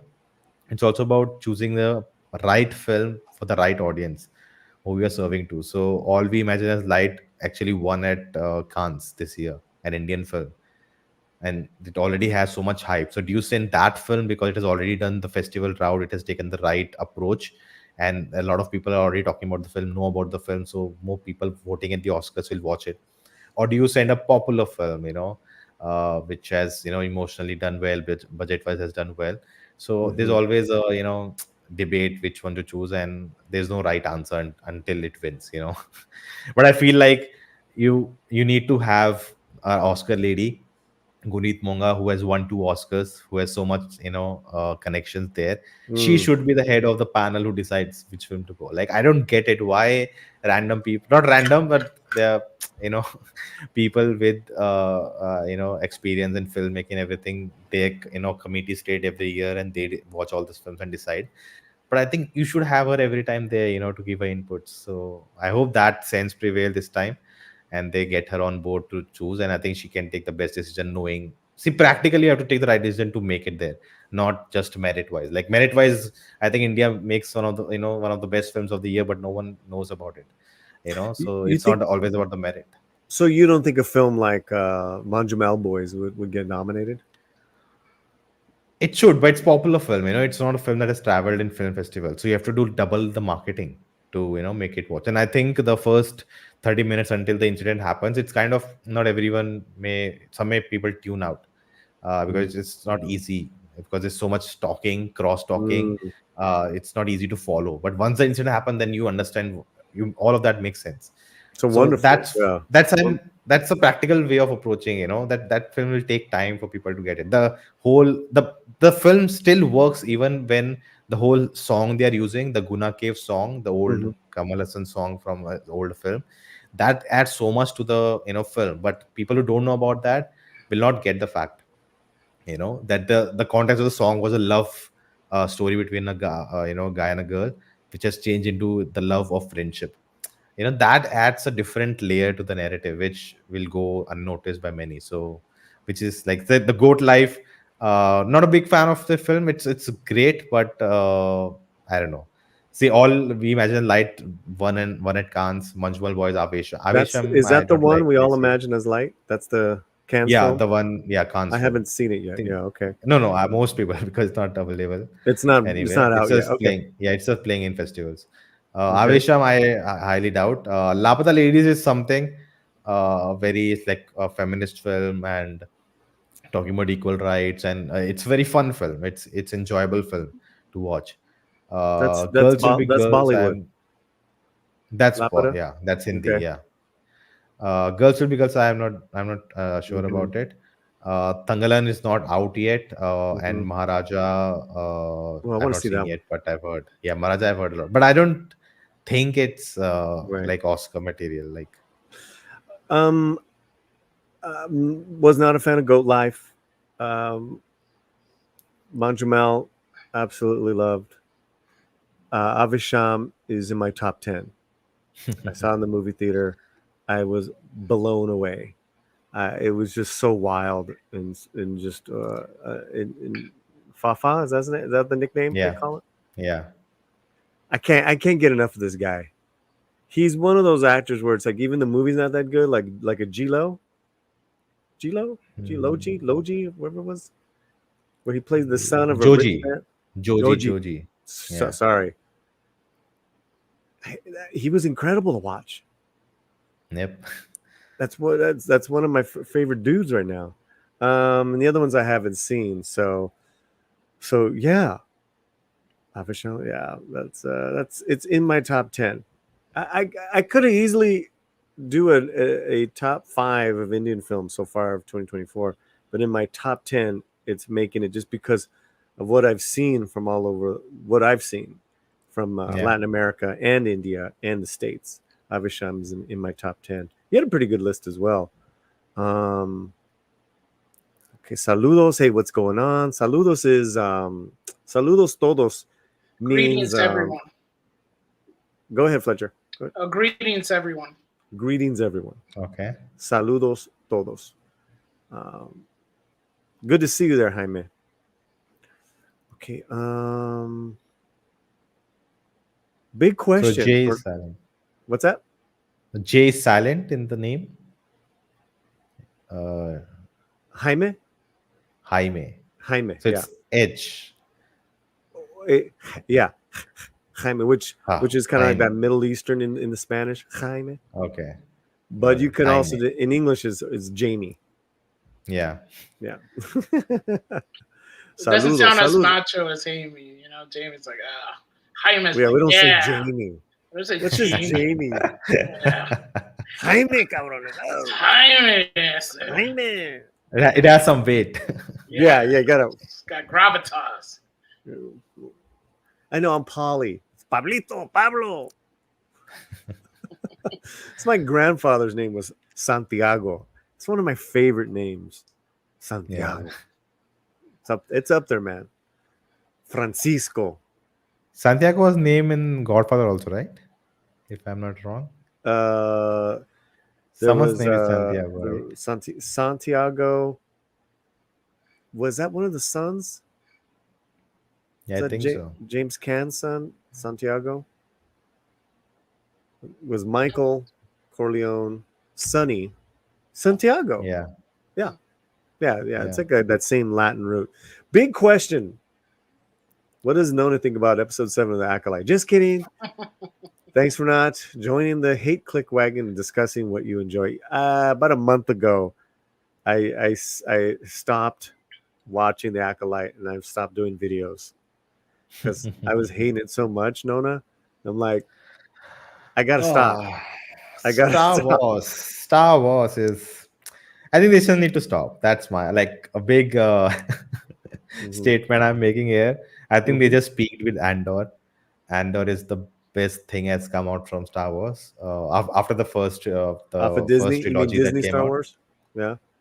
I don't know that differentiation, but I think Star Wars connects to people who saw it when it came out, because it was like Kalki for us. It just changed everything, right? But I watched it just before I went to watch The Last Jedi, so I'd never seen Star Wars before that. So I just saw the 3 films, got understood, okay, get it, good storytelling for the time, and then I watched the new Force Awakens, which I felt like it's basically the same film as first one.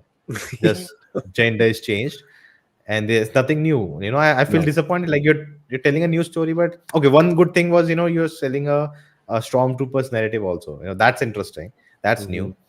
But then Last Jedi did something different, not the best film, but it did something. It tried to change the format of Star Wars. That got backlash, and then the next film was one way of putting it. And then the next film was, they were like, oh my god, we have upset the people, let's just do what they think people want, and they made the most mediocre film ever made. Like, I didn't feel bad or I didn't feel good. I felt nothing watching that film. There was nothing. I felt no emotion, I felt nothing, and I was so disappointed. And then I was like, bye bye. But then even Mandalorian first season was good, when then they changed it to again servicing the fans.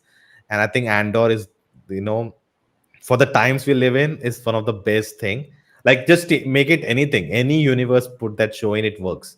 And that's taking the narrative ahead. What George Lucas started, that's how you service it and make it like take it to a new direction and do something, not just stuck with Luke Skywalker and the Skywalker saga and just repeat the same thing we have seen multiple times. I don't know what's the fun in that. I mean, why don't you give like the great director in India Star Wars and see what he can do? It'll probably be amazing. Well, I mean, think about.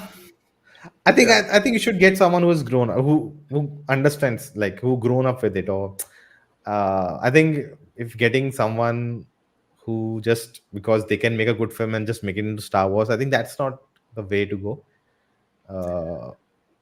I think the chat has a very slick way of always getting me to talk about Star Wars in my live chats now, because I've stopped watching The Acolyte.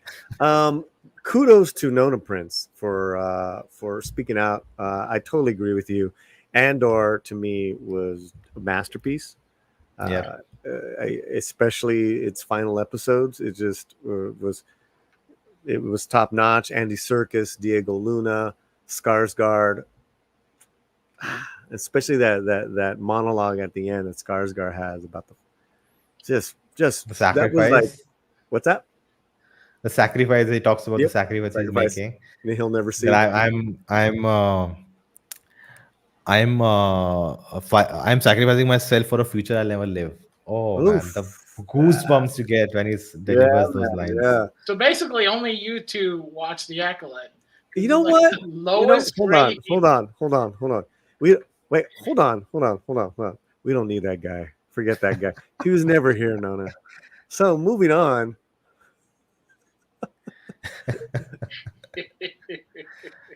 Look at. So I have no idea about Acolyte, by the way. Well, it I just have had no idea ratings. what it is. Really bad ratings. Yeah, I've heard a lot of people are upset, and I saw some people happy also. I don't know what's happening.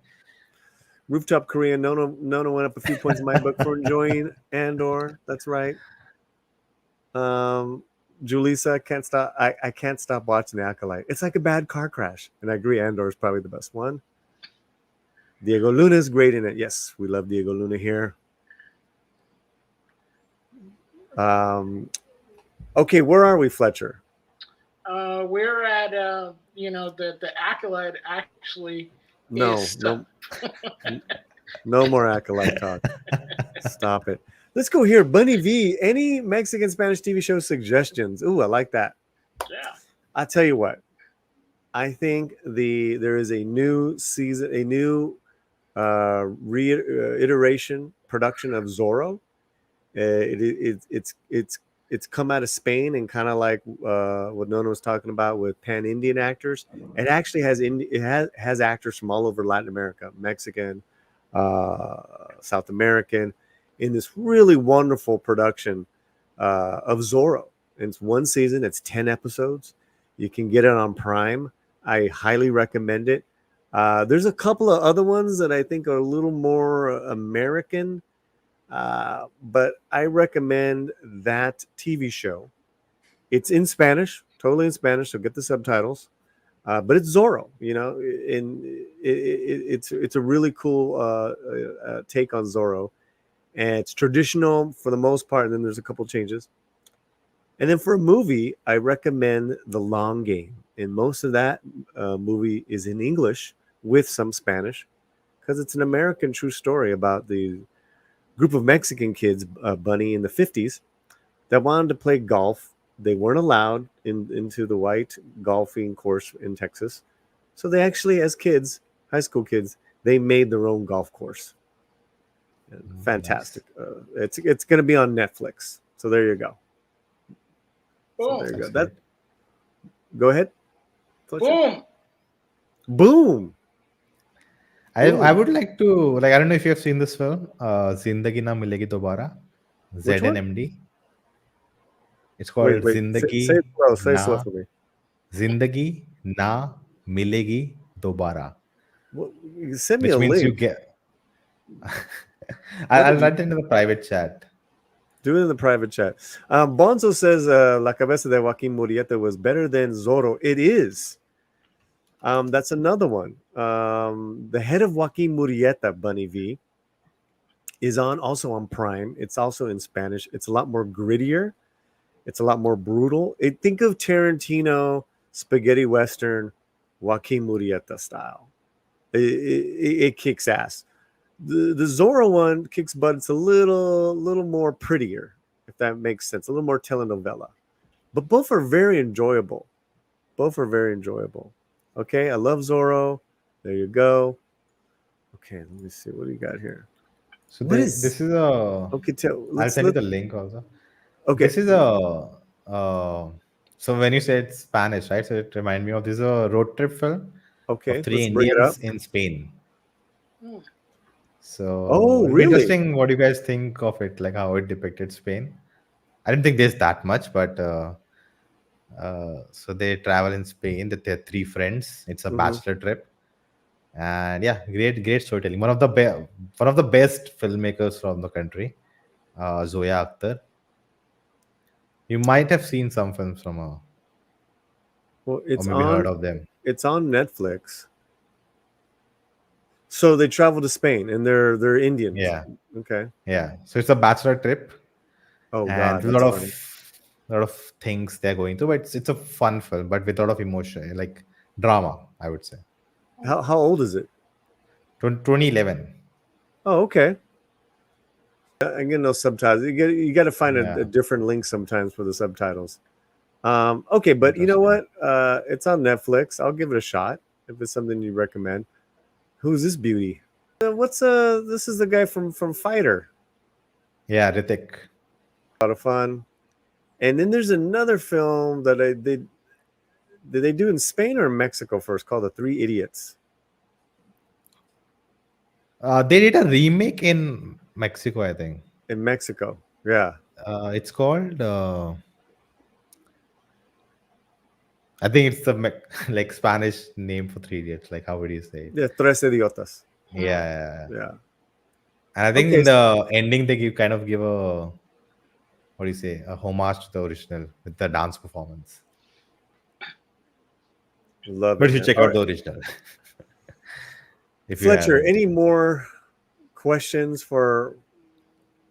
How about favorite actors or actresses currently? Who you really digging, man? It's definitely Fafa. Yeah. And there's one Vicky Kaushal.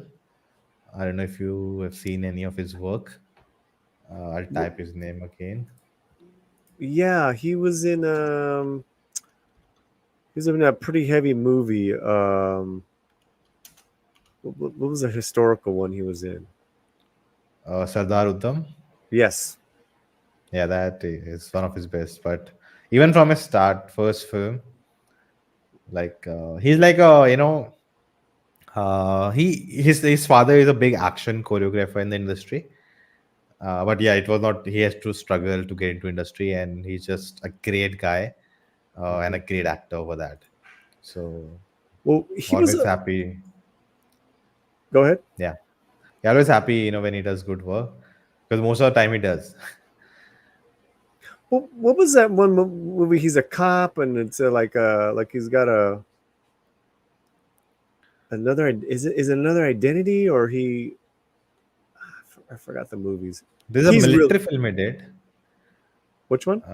Military film he did, which is called Uri, the surgical strike. That was his first big hit. It was again based on true events, a terrorist attack we had, and then he goes and takes revenge for it.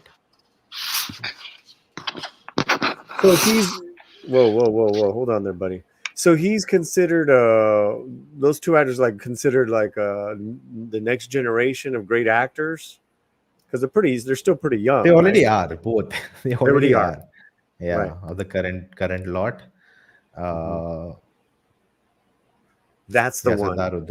That's the one. Raman Raghav. Oh, he's a cop in that. He's a cop. Yeah, he's a gray shade cop. If you have seen the film, if I spoil it for you. Yeah, go ahead, please. So it's like the villain turning who's supposed to be the hero into a villain. That kind of a circle. Yeah, it's again by Anurag Kashyap, the Vasepur director. Here's an older one. You're forgetting Bengali cinema, Panther, Pachali. Dude, I talked about Apu trilogy. That's Pata Panchali. The other one. There's Apu Sansar and there's one Aparajito. So there are 3 films, which is I call Apu trilogy. So the main character's name is Apu. So it's his childhood, teenage, and adult life. Wow, this is from 1955 from Pat Finch. Is a good buddy of the channel.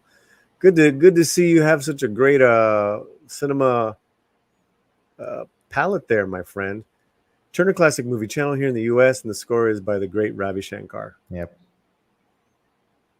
So back to the actors. So those are good ones. Vicky's fantastic. Yeah. That movie was brutal. That what was it called? Sardar Uddam. Yeah. Yeah, was it with the massacre Amritsar? When he's taking the body. Yeah. Oh my God. That was gut wrenching for all of us because we have never seen something like that. Mhm. I don't think anyone, like, you would show 10, 15 minutes and cut off, but it's like a whole 30, 40-minute sequence in the film. And even the placement of it, like, it doesn't come in the beginning, but at the end. It's great storytelling. What about some of these older actors? Why are these older actors still kicking butt at 70, whatever? And they look younger than me. What's going on here? Monhalai and Mamuti. I mean, Mohanlal. first, yeah, these guys have great presence, screen presence. Yeah. I think What's these your just, come from a background of discipline that, they have kept be in shape, be Mhm. like they just do the work and move on, do the work, move on. Because, there was a time, there were some actors doing 15, 20 films in the same time. That they shoot in the morning, then they go to the other set, shoot 2-3 hours, and go to the other set. That's what happening, and Really? that's why we got a lot of crap films also because of that. Uh-huh. They used to write the script on the set and give the dialogues, and they do the dialogues, and then go to the next shift. So That's a lot funny. of horror stories like this, Right. and I think they've just maintained, throughout that time, all of these, from each industry. And I think the three big Khans, which are Amir Khan, Shah Rukh Khan, and Salman Khan, yeah, they just kept their popularity intact. Even they felt some dull phases, but they just came out again back with some good films. So yeah, I think I think in India we love our heroes a lot. Mhm. So if they do bad stuff, we are okay, but when they come back, we are more happy. Hey, Tom Cruise is well in his 60s now, man. We love him to Yeah, death. We want to keep on I doing. feel Tom Cruise needs to do a Hindi film where the director loves him and they will just give him the glory he needs to be seen in the big screen. Like, I think Top Gun Maverick was close, Mhm. but I think that Indian, that how we show our heroes. I think before Tom Cruise ends his career, he needs to do a film which will people will remember him, for that. That would be wild, Fletcher. That'd be cool. That'd be cool. Tom Cruise called Nuna. How about actresses? Actresses, there's Alia Bhatt, who's doing some wonderful work. I'm definitely missing out. Hmm. I'm sure the chat would like, dude, how can you forget her? And I'm like, shit. Let me just Google it. I hope I'm not Yeah, I like missing Alia. anyone. I have to think about the films. I thought that the Tap, woman. Tapsi is one of my favorites. Not just for on screen, but off screen also. Like, I like how actors, maintain themselves. I think you just connect with them more. I like Mhm. how she's outspoken and just be herself. Deepika is, a great actor who we saw in Kalki. What actress did you say before? Topsy? Tapsi Pannu. You might have to, TAAP. you might have to send me that in the private chat. Yeah. What about this? I thought in that movie. God, that movie was crazy. What was it? An older actress. She was in. Devi. She got an award. She was in Bhuta Kalam. Revati. And then she was in the Satan, right? With DJ Devjan, AJ Devjan. Ajay Devgan. She plays Shaitan, no, that was Jyotika. Okay. That was Jyotika, and Bhoot Kalam was Revati. Oh yeah. You're right. Yeah, Revati. Yeah. But she was in another film that I really liked. Oh, she was in the Mammootty film where he's gay. He comes out as gay. She's the wife. Yeah, that is Jyotika. That is the one in Shaitan. Yeah. She's really good. Yeah. She's really excellent. No, like I'm sure you can have like an infinite list of actors. Yeah. And actresses. Well, so, recently it has been, some of the really good stuff especially for actresses. You don't see good writing for them. They are mostly, in these big hero films, just there for eye candy, or just there to move the plot. There's nothing more to them. But recently, the last 5 6 years, we're getting a lot of good, writing for them, especially in southern films. And that's great. They are getting good roles to play, and it's not just one type of typical stereotypical character. No, I agree. I agree. It is good to see that, and I think those actresses that we brought up, and with Buta Kalam, and then the other actress, they're my girlfriend is an actor. She's a working Okay. actor, and she's a beautiful lady, but she's not a 20 years old anymore. So it's very limiting. It can be very limiting, the Yeah. roles. That's just the way it is. It's not good, but that's just it's gotten a lot better. I But what think we Mhm. one thing, yeah, that's thing, right? Like, women don't get like they have to go through this thing that the roles could deplete for them, whereas there are actors who just in their 50s 60s they're still getting the lead roles. But there's one called Tabu in India. She's the age cannot define her. She's there from the starting till now. She's the greatest. Tabu. I'm TA sure you must have seen in some film. TABA. Bu. Okay. Oh, she's She's kind of beautiful. a legend now. Oh, she's my age. She looks good. This is some. Oh, she I was in think the original Drishyam. the Hindi Oh, version. she's in Anhandun. Oh Yeah. yeah, I love that film. Right on. Okay. Yeah, that's a good role. Was she was the wife in Anhandun?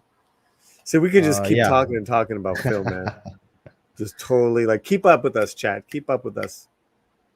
Yeah, she's a good one. And so she keeps working. Yeah, she's been just, and she's getting great roles also, written Mhm. for her. Like Andhadhun, like you didn't get that, or Mhm. maybe some actors would not want to do that role because of the negative connotation. That's a big thing. Mhm. You don't want to you want to be always the right person. Mhm. There are that ideology, with some actors, but yeah, I always like people who experiment, who do different things. Yeah, Anushka. she's in the Dune series. Yeah, that looks really Anush, cool. yeah, I yeah, want to check that out. that'd I be want cool. to. Anushka. Yeah, Anushka Sharma is there, Tamanna Bhatia. Like there'll be that endless list. Yeah, endless list. Okay, last segment, sir. In your eyes, modern Hollywood. What do you liking from it? What are you not liking it? What are we getting right? What are we getting wrong from your perspective? No, yeah, I think it's great. I don't think this. I think every industry goes through troubled times and all of that, but I think Hollywood is just too big to fail. There are so many people, with the film, making films, and I think every month there is one Hollywood film I'm excited to go watch. We recently had Inside Out 2 hitting billion dollars, so that's I saw great. that. It made him like number one on your list. I was kind of surprised. And okay, all right, Yeah. he's in the animation. All right, go on, sir. That's cool. No, I'm actually a animator. Like I studied animation, so I'm always up for something animated. Learn And something even new every day, the Fletcher. He is an animator. even the like Inside and Out, the first one, I was like my favorite Pixar film. So I was Oh, really looking cool. forward to it. I think for many people, it was their favorite. So I think that's why it just again the sequel, doing wonders because of the hype the first one had created. Other than that, yeah, I think I like the Planet of the Apes also, the latest one. Overall, what I like about Hollywood is that they kind of are trendsetters. At least how we see them, that they do something and that catches up. Like they introduce John Wick and that kind of action, then that changes the action genre forever. They do Star That's Wars and this changed big yeah. storytelling. So they always have been, doing stuff. And I think there was recently a director made comment that instead of making $1 to $100 film, make 10 $20 films, $20 Yes. $million films. So I think the course correction in the budgeting and how you spend money, that has to be, because what happened with COVID and after that, that every industry is going through that, reset button. But I'm sure, they'll be back again. I think what people today want is something wild, something crazy, something we have not seen before. And I think that's why Everything Everywhere at Once is working, Barbie is working. You know, they Let's want new and different stuff. let's go back to Inside Out too. A friend of mine did some of the voices. Wow, Thought I that's bring this great. up for you. We actually collaborated on my little novella that I wrote. I wrote a book, and Great. she helped work it. And she says, I moved to LA with the intention of becoming a cartoon, and I'm so excited to share that I got to do it again with Pixar. So this is Crystal Gonzalez, and she got to do some of Oh, even these in Elementals. elementals. So wait, hold on. There. So this is the one. There we go. What was that? What was what? Oh, this We is got one of a the look. great What? moments You're from the film. paranoid. I never miss a look. She's hiding something. But what? That's her. I know her voice. I'm like, that's my friend. That's cool. Does it make hard to watch films then? Like suddenly you are like, oh, that's like it's hard to see, not her face and the cat's face. Well, the thing too is that you being around the business with my girlfriend and having so many friends working, you just get used to it and you're just happy for them. It's just amazing, and then to see them do something, because she's Crystal is a real person with real like it, a life like us, and got to pay the bills, got to do this, and then it's like, wow, she made it, like she got this. This is so rare, because the odds are always against actors, Yeah. just even getting a job. So it's just immense pride, just huge pride. And if I know someone that is working on something, or I'll go see it, and go support it. That's my lovely. my girlfriend, I always want to call her my wife. She's like my wife. Oh my god.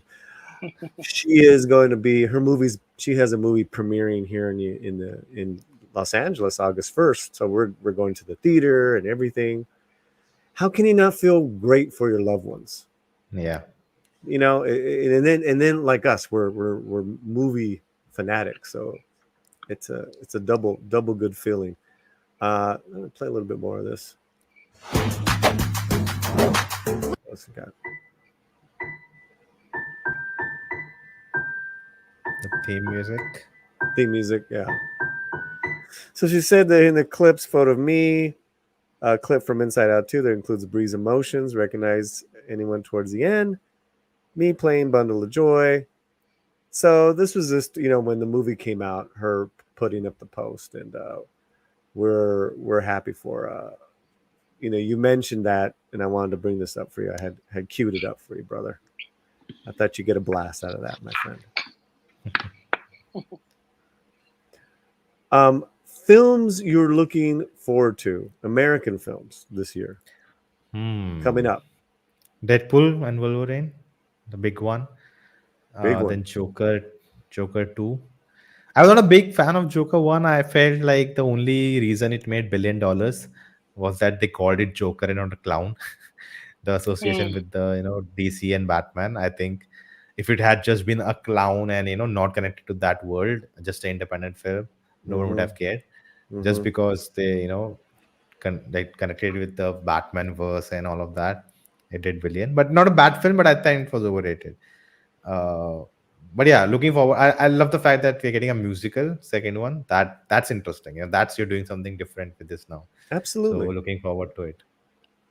What else is coming? Expectations for Moana 2. The first one was great, but yeah, it not a standout Disney film for me. But let's see what they do. Hopefully, it's not like just to make a sequel. Like, I hope they have a story to tell. What? Hollywood doing something just not. By the way, one thing I just hate is Disney making live action remakes of their animated films. That's the worst, money you Let me can just spend correct on. that for you. One thing I just hate is Disney. Ho, hi-oh, hi-oh, Fletcher, hi-oh. Choo, choo, choo, choo, choo, choo. Thank you, Fletcher. I love that.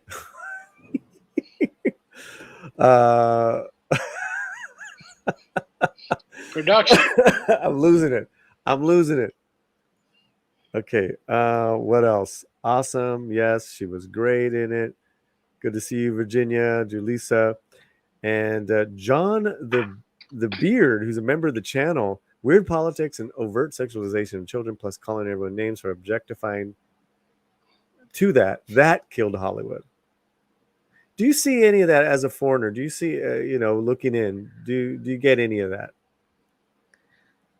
Yeah, like you can, like when it's done well, like there's a scene in Wonder Woman, right, where she enters the meeting they're having, and she's like, you have to save them, you cannot let them go, and they're like, oh, you're a woman, go out, and she's not like, how can you say I'm a woman? She's like, oh, I have to save those people. So you're showing, at that time, the what do you call it, come on, the come on, like them assuming that women are not equal to us, the discrimination, right? You're showing that of that time, but the cat is not making a point of it. Cat is doing what she wants to do. She wants to save those people. She doesn't care what they're saying about her or the woman. I'm being a woman, I cannot be here. So I think that is staying true to what you're showing. And I think when the cat, you're watching a movie and then it becomes forced that the cat is making it a point and trying to, preach us, which is out of the narrative. I think that's where it doesn't, just doesn't work for me. And about other things, that the whole woke thing, I think when it's done well, no one questions it. I think the problem is when it's not done well and people criticize it, they are termed as you are against all of this, that you are a racist or whatever the words are. Yeah, you're problematic. You're the right? problem. I think that the problem is your story is not like the Marvels. That is a bad film. It's the writing is not good. Like that's the problem. It's not the problem that there are three women leading the film, that you are forcing Madam women. Madam Web. Oh, let's not go there. that's there. But yeah, the Marvels, I felt it could have been a great story. I'm not watching the film or they are women characters. I'm watching the film or they are characters. I want to know their story. And if you're just forcing all of these things and making a point, oh, I'm a woman. I'm not seeing you as a woman. I'm seeing you as a character. Don't tell me you're a woman. I know that you're a character. Be a character. I want to see that. And if you're just force fitting it and then sometimes what happens is there are people who are just against women, oh, don't show women, but we don't agree with it. But there are people who are criticizing for a valid reason, but you're terming them as haters, which is, I think, they're not taking the feedback. They are just taking it as, oh, these are wrong people, let's not listen to them at all. And that's what's happening. Nicely put there, Nona Prince. Hopefully I'm not cancelled. Don't worry about it. Yeah, well, we're all brown people here, so yeah, you're gonna cancel us. That's another problem I have. Fletcher, we're putting this in the complaint box to the Indian government, Indian cinema. Not enough Mexicans in Indian cinema. Yeah, Wait a minute, there's no Mexicans in Indian cinema. What? I'm out of here. Yeah. No, but they were all right? in the Spanish in representation, on the flamenco dancer that was you got Indian. the flamenco. You got got Khan and was it Tiger going to Cuba? I don't know. According to my wife, Shah Rukh Khan is black, so she claims him as our own on the black side. So my God. We consider him African American. They say Indians stole him when he was young, so that's the story of my family, at least. One of my favorite movies of the year, it's like probably top 2, is The Coffee Table from Spain. And, yes, it's in Spanish, but it's a horribly horrific story. Wonderfully done. Just transcends, culture and, all that stuff, and it could happen to anyone. This tragedy, that's what makes Yeah. it just so disturbing. And just, again, the kick I get out of watching all these Indian films, most I like, some I don't, but that's okay. I don't think I got, was it Goat Life? There's a couple films where I ended up not liking them, and some people weren't happy with me. That can happen. See, we are so many of us, so Yeah. there is a bad lot also out there. Yeah, but I'm not gonna like something just because it's from Mexico. But talking about representation, right? Like if you watch a Black Panther, you connect. I don't know that culture. I don't know all that, but I understand those emotions. I can understand where Killmonger is coming from. Where his radical thoughts are coming from, and I connect with it. It doesn't have to be. Even I think the second part, Black Panther 2, with forgot how can I name Namor's backstory and all. Like we maybe have some, maybe it's a small para in a history books, I don't know, but I didn't know about all that, what happened. So through a superhero film, I'm learning about history also, so that's cool. I get it. It was just, to me, it was a horrible representation. The part 2. Yes. Okay.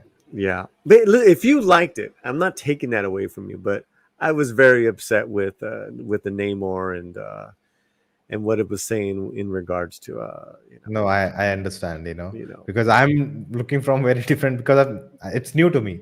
Yeah. And I would say the same for how in Eternals we have a Bollywood actor, which a lot of people in India didn't like how it was portrayed. But I felt they were actually going for what they did. Like they're trying to have a gig, like a dig at it, but like the dance sequence, it's not how we make dance. What was that actor's name? Kunal Nanjiani. Yes. Yeah. He's pretty good. Yeah, I like those sequence. I think they were taking a dig at Bollywood and not like representing Bollywood. So well, I didn't like him in that. I like him in other stuff. Oh, you've seen the film he has directed, I think, which is based on his own life. It's called. Yes. Yes. Sorry about that. It's pronounced Namor. Namor. I'm sorry. Namor. No, they made a stupid play on Spanish. Namor. Sin amor, without love. It's just so stupid. Okay. But going back to Black Panther 1, and like you said, you connected with those emotions, and then Black Panther 2, you're saying you were learning some history. I get it. It's just I did not connect emotionally with that character because it was more of just a virtue signal of a culture. And it's like, there's so many other ways they could have gone. Anyways, I've done go ahead. You saw that What If episode? The What If, I heard the What If was pretty good. Yeah, there's one episode where they like show, what's the name? Is it Namor or very Thor? bad with names. No, it's a new character actually. Someone in the chat maybe. Was it the Native American girl? Yeah. I forgot what her name is. She was made just for that. That I think a lot of people liked. Yeah, I think a lot of people did like it. What do you think about the What If animation? I like it. A lot it's of people different. were turned off by it. It's maybe it's subjective, because I think what is changing recently is now we're getting into a golden age of animation where we are seeing different, like what Spider-Verse did. It just revolutionized animation, which has become very static with just making Disney and Pixar kind of animated 3D animation, and it would become just that, and 2D was just going away. And then what just Spider-Verse did, and before that also there were some indie films which were doing, trying these different methods to do mixing 2D and 3D. There's this oh man, I forgot the name. A film on Christmas which is done in 3D, but they've like the lighting and everything is done in 2D, so it looks like a 2D film, but it's done in 3D. Oh, cool. Fully. Claws. with clay, K. Mm. It's called claws. So like that's happening so much now. Every other animated film or project, even Arcane, the TV show on Netflix, even that they are doing so many different things with it. So I think as an animator, I'm loving the right now the time we are in. There's so much distinct work happening. Nothing looks similar to each other. So I think in that sense, what if stands out, being different. Right. That's great, and it's great to know that you're an animator and pursuing that, and it makes sense, as far as just you being such a lover of film, man, a lover of cinema. That's good stuff. That's good stuff. All right, so I think we're going to start wrapping up, and that's been incredible. We do have the poll results. Go for it, Fletcher. All right. So we have the winner was No Dancing by Myself. Number 2, Have You Seen Kalki was the question. Number 2 on the poll was Yes, Love It with 30%. So it was really close. Nice. Between the yes and the no. And then we have the number 3 coming in close. It's not, it's not too far ahead. Waiting for On Demand. And the last we got Kalki at Home, which only got 7%. So it looks like a lot of people might be giving it a chance, which is fairly decent. It's a pretty good turnaround, I think. Okay. I'm curious to know what is Kalki at Home. Oh, it's kind of it's a joke for Hispanic families, because when you want McDonald's or something like that, and your mom tells you we got McDonald's at home, and then she makes you a burger patty. It's same here. Right, It's the exactly. same here. Every culture is every like culture. Asian. Mom says no, we got that at home. We got that at home. It. Yeah, because No, my dad was you're not always going. like, we got movies at home. It's like, Dad, that movie's not. No, we got movies at home. No, we got it at home. Yeah. We got Kalki. Yeah, we got Kalki at home. Kalki at home. That's right. Tenemos Kalki. Yeah. That's awesome, man. Raul Ray says, barring South Indian industries, all the other regional industries are struggling for survival within Indian market. That's, I think, happening everywhere, right? Like, because it's very, like, people don't know what people want to watch. Then the streaming came in, and now the streamers are also, out of money. So they are not, paying the films. So they have to go now theatrical. If you don't do well theatrical, you don't get a streaming, service to take you up. So a lot of that is happening. So it will, like, there has to be course correction. I think everything will be back to normal soon. And Raul also says we make pizza, burgers at home too. Yeah. That's true. Oh yeah, that's true. Now I'm getting hungry. See? Again. It was dinner time right before we started, so I grilled. I actually grilled this evening. What? You guys want to? Did I get pictures? Did she send me pictures? So pictures of you grilling? There's a picture of we were outside. All right, why not? Do you like to barbecue grill? Do you like to grill, Nona? Do you eat meat? Yeah. Okay. Chicken. I don't want to offend anyone here. So you like to grill? No, I've not done actually barbecue. Have I? Really? Maybe once when I was. Yeah, no, I don't think so. I'd love to, but you gotta I try, haven't gotten man. a chance. Yeah. Right. Okay. I'll plan something with my friends. Yeah. There you go. It's a rainy season going on. So now next 3 months it's just going to rain. So we'll plan some trekking or something. So maybe there we can do something. There you go. Oh, nice. Nice. This is my backyard, and I had gotten a new apron from my mom. Oh. It's a denim, like jean apron. Yeah. You look like you're ready to give like $7 mocha lattes, You're saying I look like a barista? Yeah. And you can see I turned one of my utensils upside down so you can see the LA. And I was pointing to LA, baby. LA Dodger spatula. Yeah, and my girlfriend got me that, and then that's like the last of the cut steak. She chopped off all the fat off of him, Oh, and then best yeah, part. it is the best part. But it's also we're trying to be healthier, and I grilled them to where they're still juicy. That's the trick, right? Because no one wants a dried steak, man. Right. No, that's the worst. And then I also made baked potatoes. There you go. Boom. And that's my backyard and all that. And it was very nice weather. So Looks good.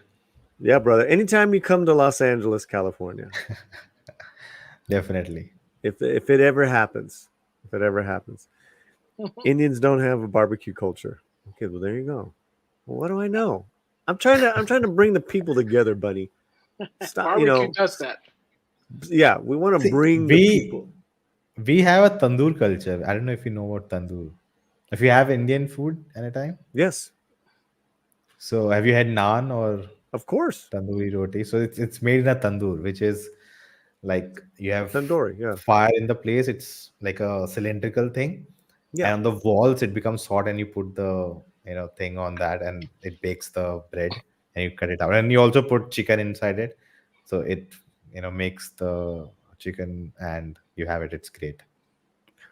Probably putting in Spicy the work, though. looking great. See, bringing the people together, Bunny. That's what I'm talking about. That's what I'm talking about. La gente. La gente means the people, Nona. La gente. Come on. The more is better than Aquaman. Get out of here. Oh, you mean the comic book? In the comic book, yes. Yeah. Yes. Yeah. Nice spatula. Too bad it doesn't have SF on. Ooh, those are dreaded enemies there, San Francisco Giants. No, thank you. I still love you. But no, Padres. Oof. 13 Sons comes in. Talk about indie Telugu movie 35. It's better than 34. Go ahead. I don't know much about it. It's like a small film. I saw the trailer for it, and looks cool. Let's see. It's like a small story about a kid and not scoring well in school, and how things change at home and all of that. Looks like a fun, small, sweet film. When is this coming out? I think next week. If I'm not, but I don't think it's released near me, so I don't expect it to come in US also. Well, we got Indian 2. Yeah. So I have to see Indian 1 for. Yeah. But what's his name? Kamal Hassan. Yeah. He's fantastic. He's fantastic. Again, a legend.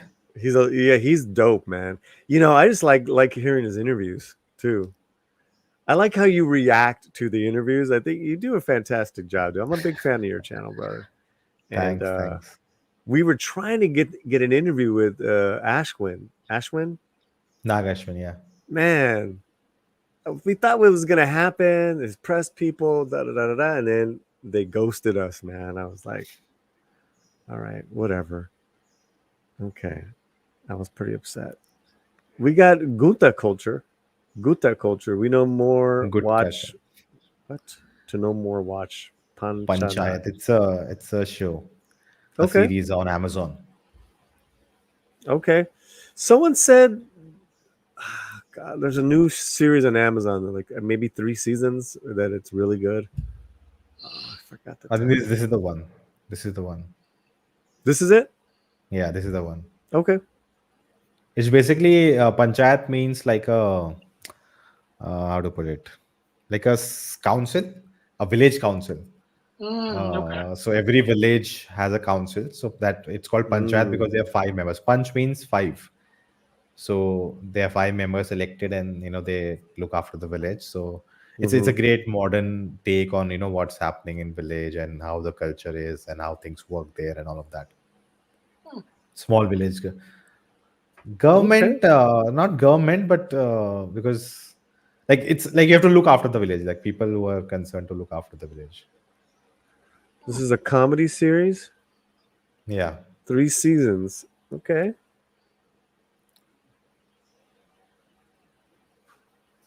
All right. So you guys recommend that one. All right. I like recommendations. This is the one that got recommended to me. Mirzapur. Oh, it's like Gangs of Wasseypur. Ooh, really? On steroids. Yeah.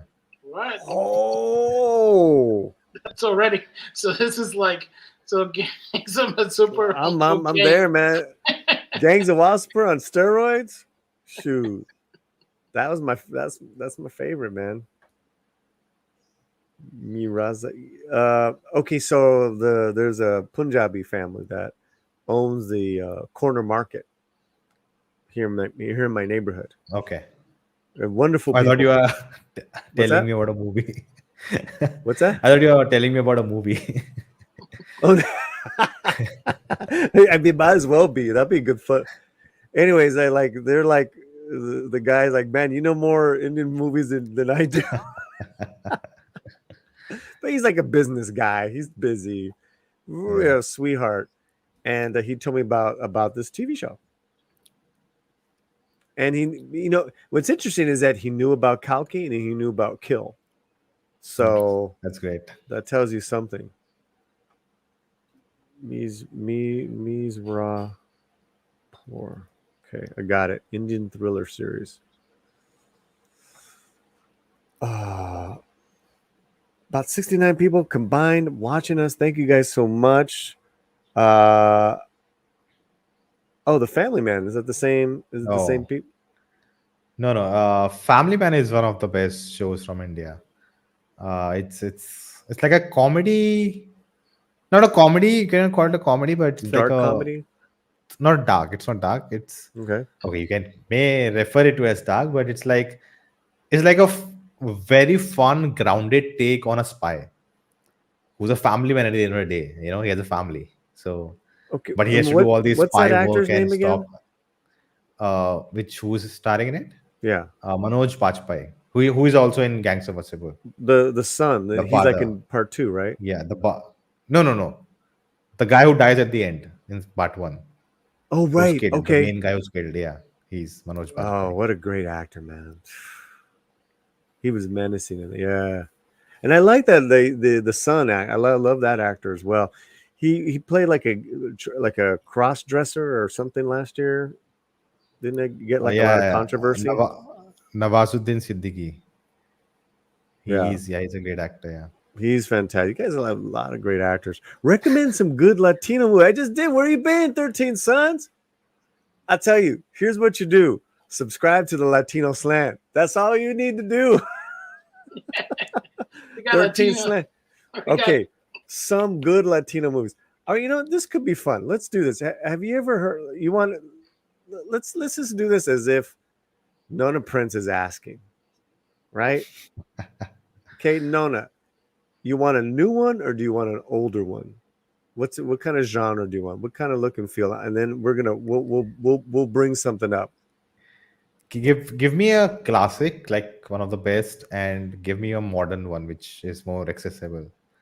That's okay. I always say that's a good combo. So you can yeah. Listen, I already got you. Let me bring it up. I think that one, the golf one you said, I think that's interesting. That's a new one. So so let's bring up a classic from 1993. How about that? And this is a U.S. Latino film, right? So it's bilingual, which makes it even more interesting. And it is a Chicano crime classic called Blood In, Blood Out. This was written by Jimmy Santiago Baca, directed by Taylor Hackford, did Officer and a Gentleman. And check this out. I don't know if you've heard of it before. In the heart of the city, in the soul of its people, there Benjamin is a Bratt. power stronger than law. I have never been so proud of my life as today. A force deeper than friendship. I don't forget where I come from or who I am. That's what keeps me going every day. A passion greater than life. Who are you fighting? You're just fighting yourself. Those are my carnales, they're my family. I'm your family. It's the tie that bound them together in their youth. Let me see the color inside you. And now will drive them apart. This is the epic story of three brothers. Run, Carnal, run! Dos locos forever. Now let's go!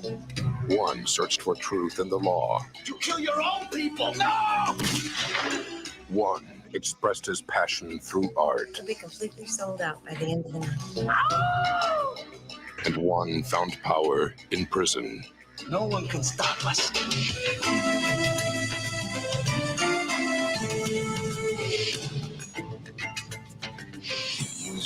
What about all the times you used me? From the director of An Officer and a Gentleman and the producer of La Bamba.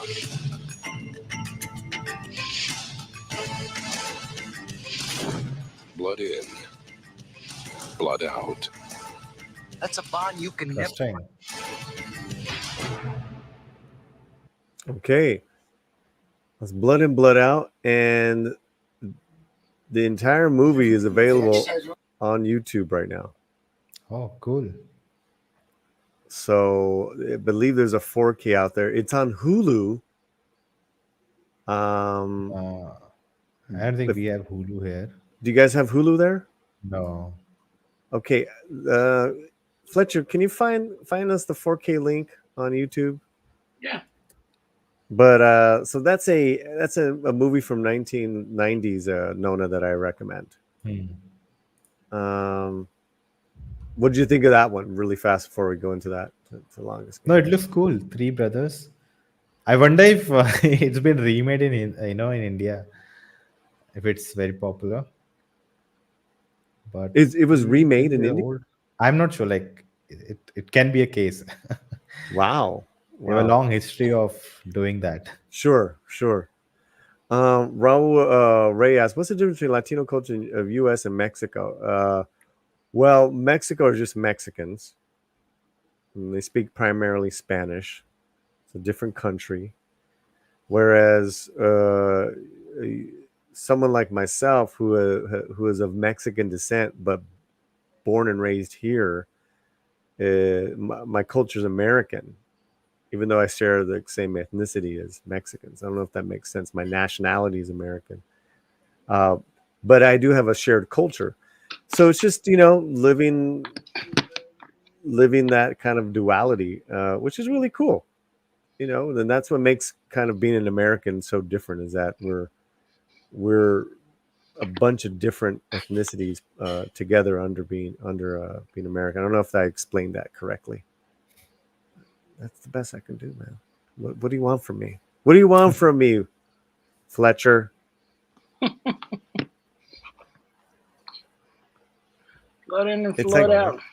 It's like that old song, Por mi madre yo soy mexicano, por destino americano, yo soy de la raza de oro, yo soy Mexico americano. Ahua! There you go. We're having fun. Got me to sing. What else? You got me to talk Star Wars Acolyte. You got Nona Prince to talk about Star Wars, and you got me to sing in Spanish. There you go. Now, where's the dang super chat? Yeah, give us some super chat. Give us some super chat. Did we get anything on it's all good, guys. It's all good.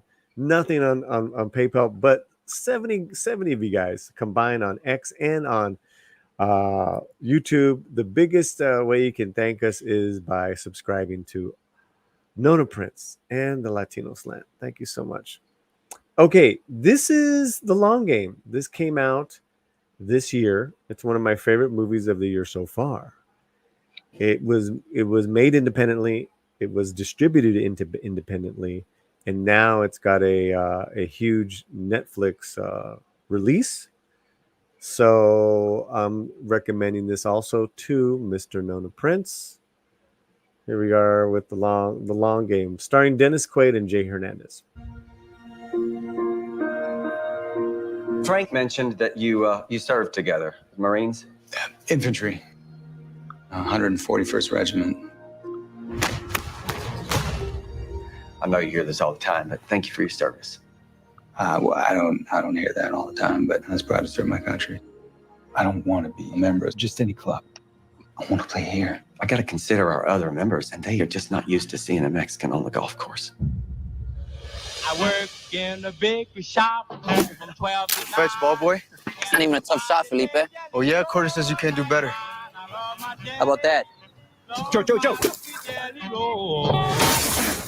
Where'd you learn to hit like that? How would you boys like to be the first members of the San Felipe High School golf team? Us. They asked me to join the new golf team today. Golf? It'll bring you sombrero anyway, man. Whenever you're invited to a gringo party, you're either the entertainment or the help. Let me ask you something. Are they any good? Nope. But I don't want to be a babysitter to a bunch of juvenile delinquents who just want to get out of detention.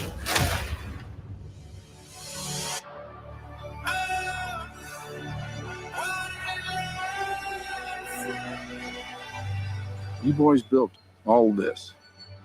Is it Harrison Yes, Ford? Mr. Mitchell. Sorry, boys. When we spoke What's on the that? phone, I assumed you were American. Well, you assume right. No.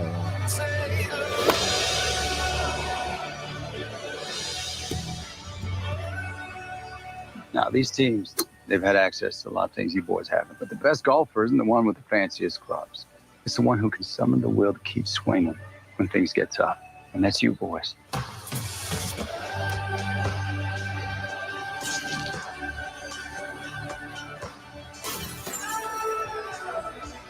People need to see us as more than just caddies and cannon fodder.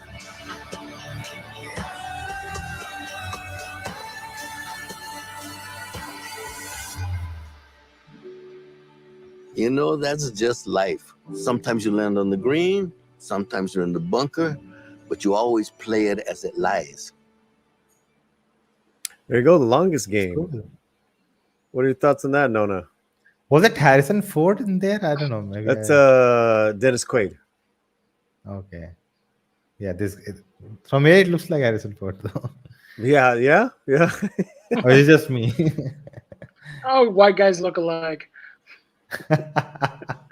So those are the recommendations that we have for Nona and for people that are interested in, Latino themed films. So yeah, there you go. Cool. All right, It's like Fletch. a good sports film. Sports It's a drama. really good sports film. And then Maidan was honorable mention. Going back to Indian cinema. That's a fantastic. I saw that in the theater. Oh, cool. That was fantastic. That man. didn't get that much love here, but They did it's it. always hard. No. Yeah. Well, that's, Football is not a popular thing here. Like Really? people, like I know a lot who watch and consume football, like European League and international, but the game is not that popular here. Interesting. It's cricket, right? Yeah, cricket is everything. Cricket's everything. There you go. Things have changed, like in the last few times. Like football, we have our own football league here now. Even other sports are getting a lot of attraction, so that's great. Hey, baseball? No, baseball. It's cricket, the fancy baseball. Fancy baseball. It's fancy baseball. Wasn't there the cricket players that became major league pitchers from India? Yeah, there's a movie, right? I've seen. There's the movie, bits and pieces of it. It was I've seen Dis- bits and pieces of it. It was a Disney film, and John Hamm was he goes to India and gets these pitchers. Yeah. And they ended up actually pitching in the majors for a little while. That was a good little movie. That was all right. It's not Moneyball, no. That's a So, separate- wow. No, we covered a lot, my friend. How do you feel now that we're pretty much done? Now that we're done with you, how do you feel? No, this was great. Great talking, and even for me, it's a learning experience. Getting to know different perspective. How films are watched and seen, and how it's consumed. So it's always lovely talking about films. That's the whole thing. Absolutely, my friend. Fletcher, anything else? I want to let Nona go, and then we'll do some announcements, and then we'll wrap it up. Yeah. What do we got, Fletcher? Anything else for Mr. Nona? Yeah, so let everybody know where they can find you, Nona, if you know, or anybody that doesn't know who you are. Thank you. I have multiple YouTube channels, and you can find me at Nona Prince, where I talk about Indian cinema mainly. And then there's Nona Prince Reacts, where I just react to anything I want. That's basically it. And you can follow me on social medias and all of that. Thank you. Thank you, my friend. And let's do this again soon. Definitely. Let me know. And we'll keep in touch. And have a great day. Wednesday over there. Now, yeah. Now heading up on 11 a.m. See, it's not that bad. Yeah, no, I'm good. Good start to the day. Yeah, have a great rest of your day, sir. Thank you, and good night to both of you. Thank you. Yeah. There he goes, Nona Prince. Everybody, gracias. Bye, guys. Gracias. Adios. Well, there you have it, man. That was pretty cool, brother. Yeah, that was good. That was pretty cool. You know, it's different, right? And especially for, I got to tell you, man, a lot of these channels, a lot of our friends are just really entrenched in a lot of stuff that I'm just I'm tired of it, man. I'm tired of it. You know, God bless it all, but it's like I just want to like keep bringing up other things, man. You know, is that so wrong, Fletcher? What's your problem, man? No, I think that you know, the Acolyte episode 7 started off with a great start. I didn't see it. I wouldn't know. Did you see it?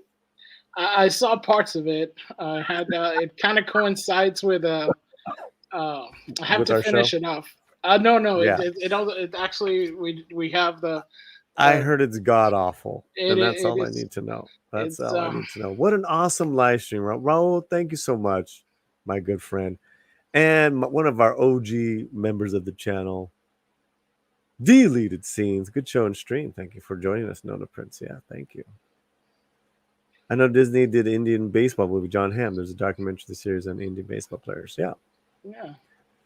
Good night, all. Thanks, Paulie and Fletcher, for a great stream. Julissa. Okay, don't go anywhere. Hold on. We got some announcements. Next Tuesday is the next time we're gonna get together. Best of 2024 so far. Dun, dun, dun. Dun dun dun dun. With Robert Meyer Burnett, Lily of 300 Mirrors, Rosa Para, and Struggle Reviews. It's gonna be a great stream. 7 p.m. Pacific. Mark your calendars, mark the time, all that good stuff. You guys want a sneak peek? You guys want to know some of my best films so far? Coffee Table, The Long Game, Dune 2, and this is in no particular order. Dune 2, Avisham, Robot Dreams, Kill, and there's a couple more I'm still working on. Honorable mentions. We'll take it from there. But I've seen some of these lists that everyone's putting together. There's some really cool movies that they got so far. So that is next Tuesday. In 1 week from tonight, we're back here, guys. Mark your alerts for on this channel. Make sure you have your alerts on. Okay. And Now make sure you're during subscribed if you're not subscribed yet. Yep. Absolutely. During the week coming up, I'm going to go see quite a few films.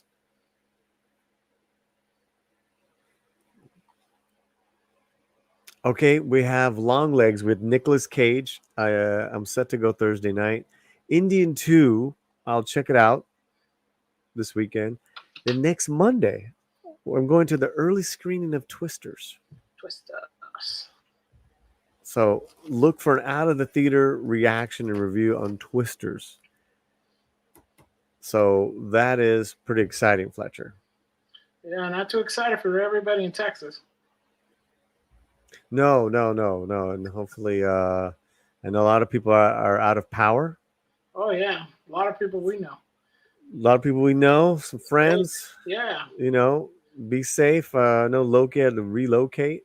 Yeah, Struggles had no power. No power. George the Giant Slayer. George, yeah, it's the same. Yeah. It's crazy. So, Stay safe, everyone over there. yeah, big prayers out, and safety, and don't be an idiot. Yeah, Stay safe. in shelter. Yeah. I'm planning to see Longlegs at the Regal Mystery Movie. Yeah, we got the notice to go see it this Thursday night. Cool. So that'll be cool. Big ups. Justin Channels is here.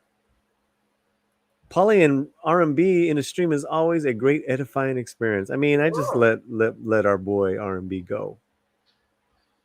You know. The rest does itself. The rest does itself. He's gonna say something about similitude. Verisimilitude. Verisimilitude. He's Verisimilitude. mention Prince. Yes. Yes, he is the ambassador, the viceroy of verisimilitude. That's what he says. The Duke of Discord. Indian 2 might have a post-credit scene for Indian 3. Stick around. Stick around. Thank you for that. Yeah, I was disappointed Kalki didn't have like an end scene. Yeah. I stayed and I was watching there, and I was like, I'm the only sucker here. Gonna get you, sucker. Yeah. I had a good time with that film. That was a fun film. I had a fun time with that movie, man. And they know how to promote it. They had you see, they have like all over India, they're taking the vehicles out to different areas. I thought it was super cool. You know, let's do this. We should call this segment reacting to the reactions of the Acolyte. Let's take our show. Let's take on Twitter. Why not? Punch in the Acolyte. And this is what we get, guys. Are you guys ready for this? Are you guys ready? Is Fletcher ready? You're never ready for this. I live for this. So this is what is it? Episode 7 that came out. Episode. Yeah. So this is the next week is the last episode. Oh, thank you. Thanks. Thanks. Yeah, Praise Jesus. Yes. Now, as everyone knows, I've stopped watching the show 4 weeks ago. I know to the protest of many people, including Fletcher. But that doesn't mean I can't have fun reacting to everyone's pain and suffering. So here we have different people that are, So that's Master Soul, and that's the Master, I think, is Calcutta, which is the Calcutta. What is it? Indian? What's going on here? Kalmata, I believe. It's Kamada. I love when Jedi are acrobatic.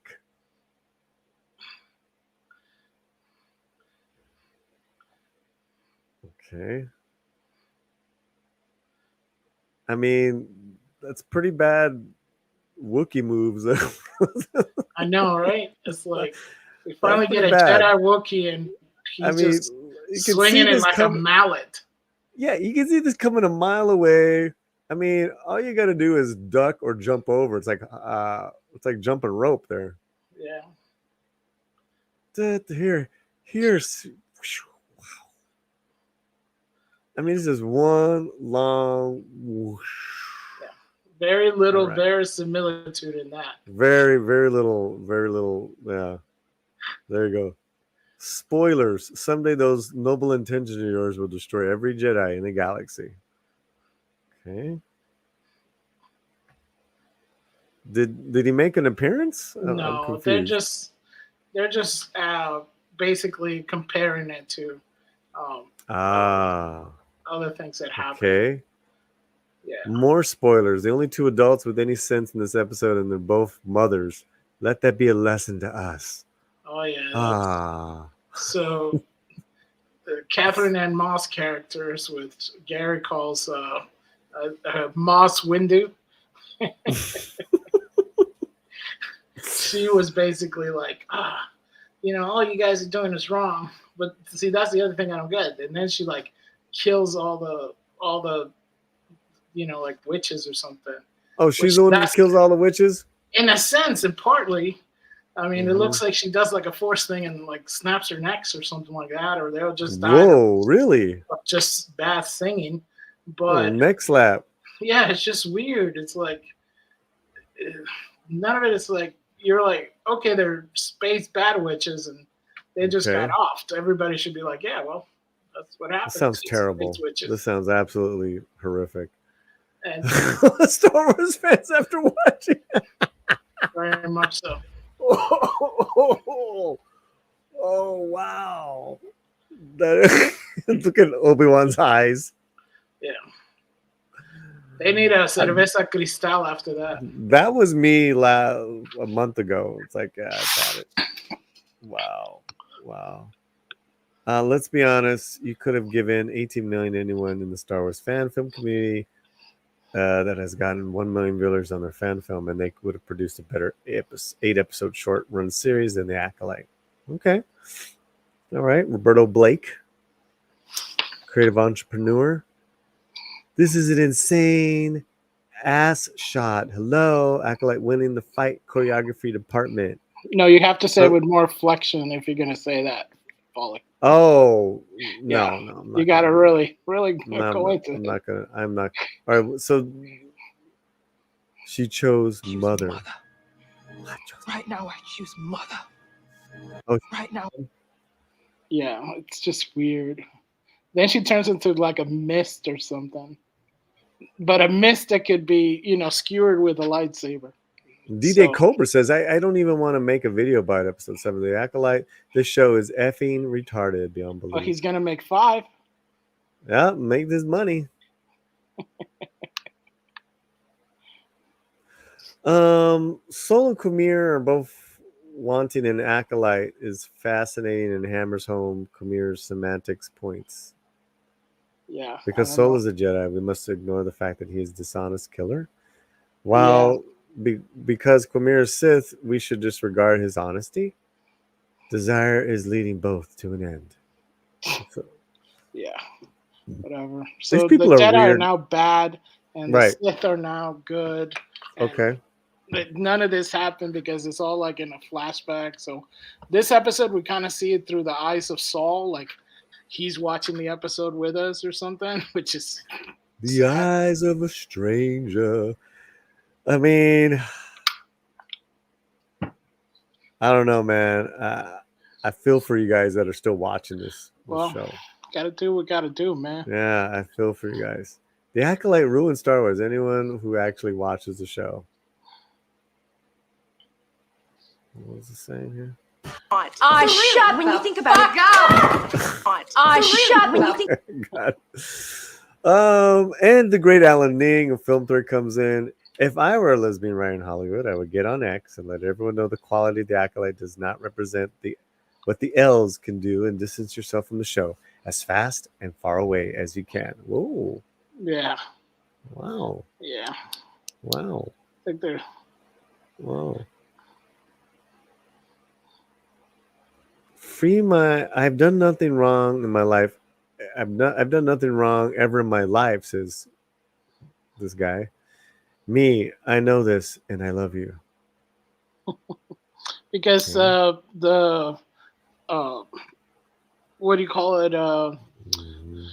the Chewbacca Jedi, Master Kal Naka, as just in phonetically pronounced.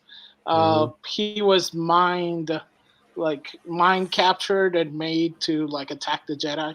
Oh God, he was possessed. Yeah. So now there's force possession. Well, thread possession is thread possession. Amazing. And this goes on. Didn't this guy die? Yeah. Mr. Anakin destroyed their Death Star. Okay.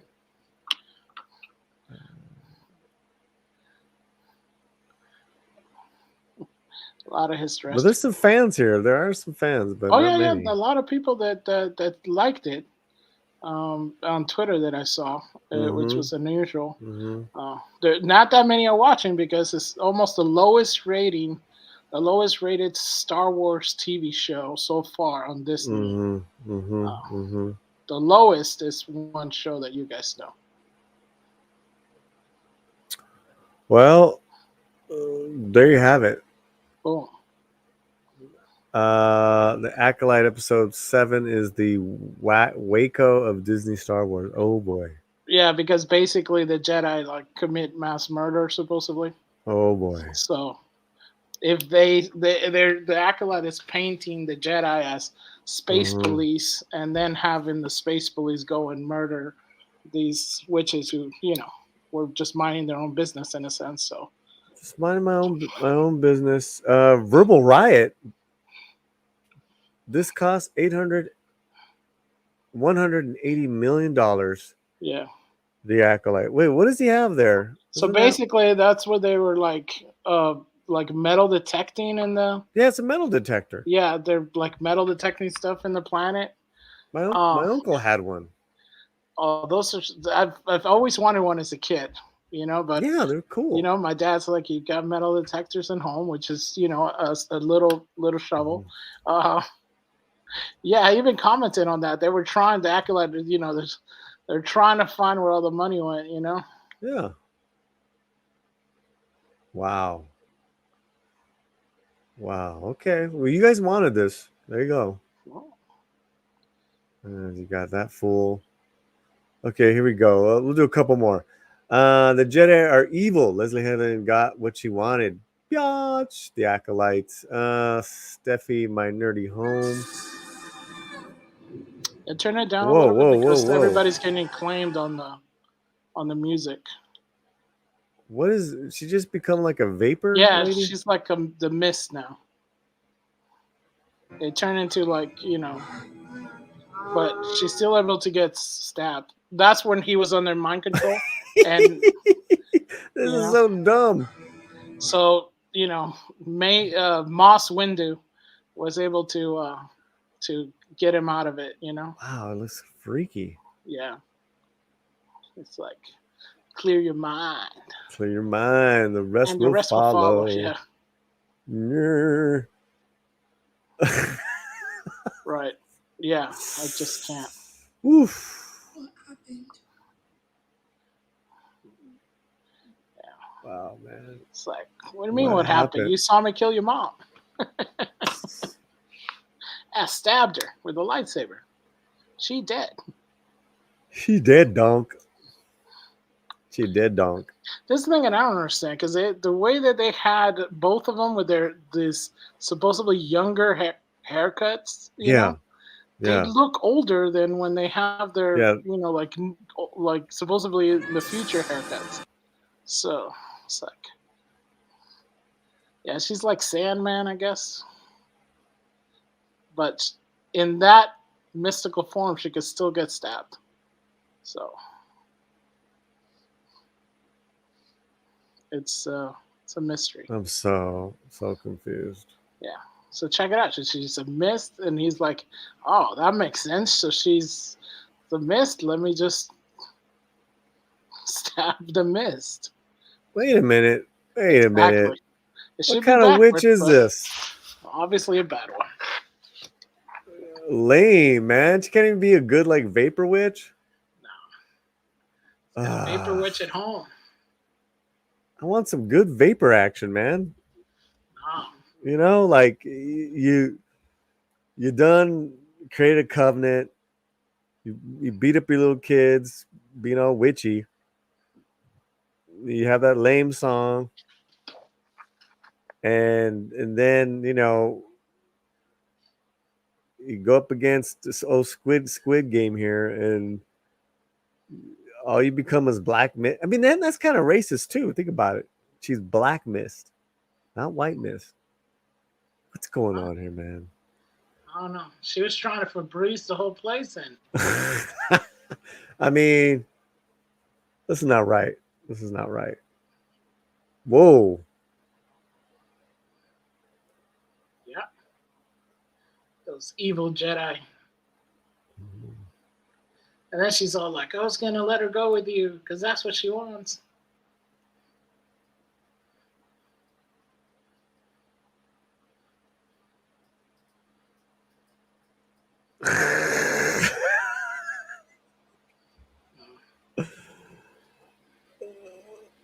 You know, the thing is, you also feel bad for the actors. Wait a minute. You know, because Isn't they're it trying to do the best they can. Yeah, but it's just so so sappy. Right. So it's like The writing is so terrible. Okay, all right. I can't, man. I can't. Who you gonna See what call? happens? See what happens? Oh my lord. All right. And our favorite Lily 300 mirrors. Wow. Okay, so it was all Master Indara. So Soul killed Mother and Dara killed the rest of the witches, and it was her idea to lie to the council. I thought the Acolyte was about empowering women. All it proves was that you don't believe all women. Oh, so she was the one behind it. That's right. That's where she got 86th. Wow. Wow. It's all coming together, Paulie. And when I mean all coming together, it's not. We have one episode to go. Even Grace Randolph. Look at that. Oh, whoa. Grace Randolph. Oh, man. That was awful. Yeah. That's how you know. Whoa. Yeah. This is what we're just witnessing here, guys, is the Democratic Party after the debate. Yeah. She didn't get her check. Her check. Oh, sorry. Here we go. Do that one again. Hi-oh. Hi-oh. There you go. Yeah, wow. Yeah. Well, there you have it, guys. The pain and suffering Of our people. of the Acolyte. They From now kill an the outside Hispanic. perspective of someone that will not watch the show, but I will watch your reactions, and I will clip this video, and we will see what happens. I don't know what I'm saying here. Even the shills are seeing the light. It's okay, Paulie. You never have to watch it. It seems like turning this makes one more vulnerable. Who? Why? I don't know, Justin. The Mist can't handle that lightsaber. I mean, He should have gotten some training from Sabine in the last one. I don't know what's going on. Hey, critical thinker 137. Hey, Polly, why not do a live where the Slantinos write or imagine a new Star Wars series? I mean, we can do whatever we want. We're grown-ups. I don't know, man.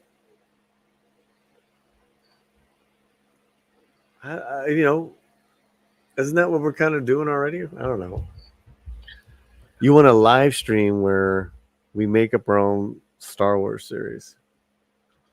Oh, that'd be cool. I don't know, but is it worth it now, guys? Come on. You know what I've been doing? I have been just re-listening to Pelagus, and I'm once again at the end of Heir to the Empire, and I'm going to the second book again. There's just I get me and my imagination gets to run with it. You know, there's just nothing better. Those are really well done. I wanna pretend that none of this Disney stuff exists. And when I do that, my imagination really enjoys these books. And the audibles are really, really well done. So that to me is probably the best Star Wars now we'll ever get. What? That's what I got. Space witches. Come on, man. No. Power of many. Nope.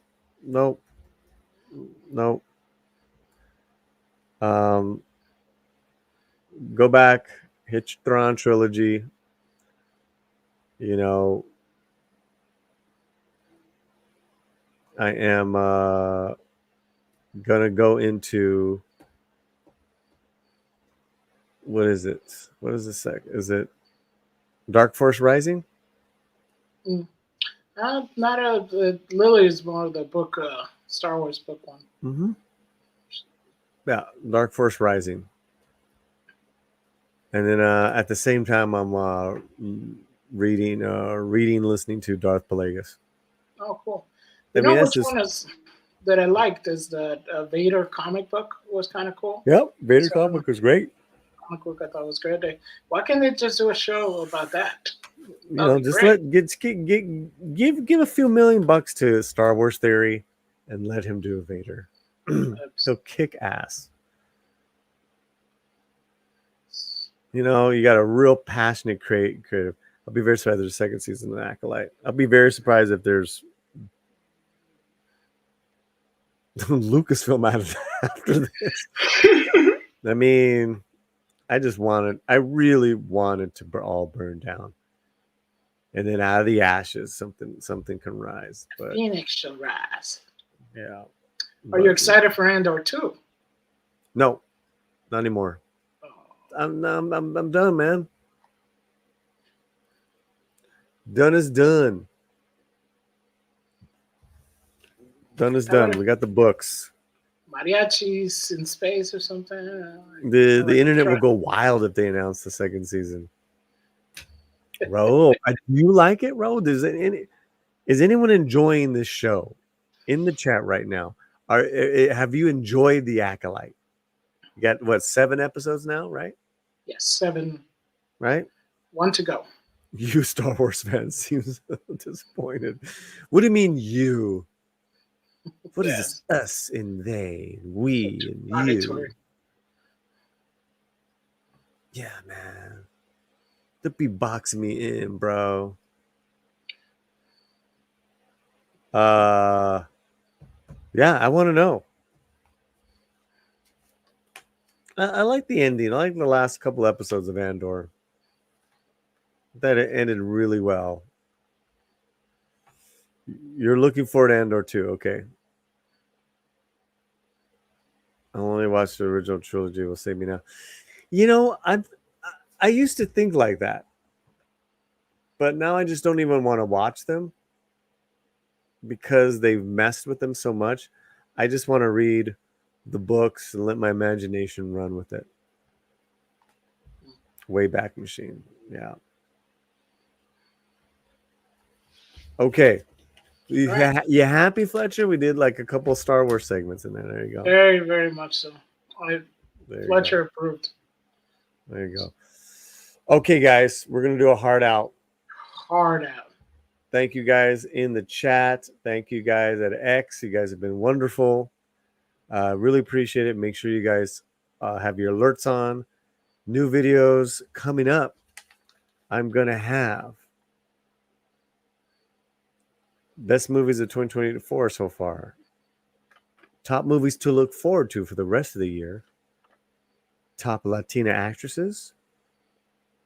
And yeah. And then we have a very successful video That's up right now. Sydney Sweeney as not the Chola, the Chichola. It's a very good video. Do you like it?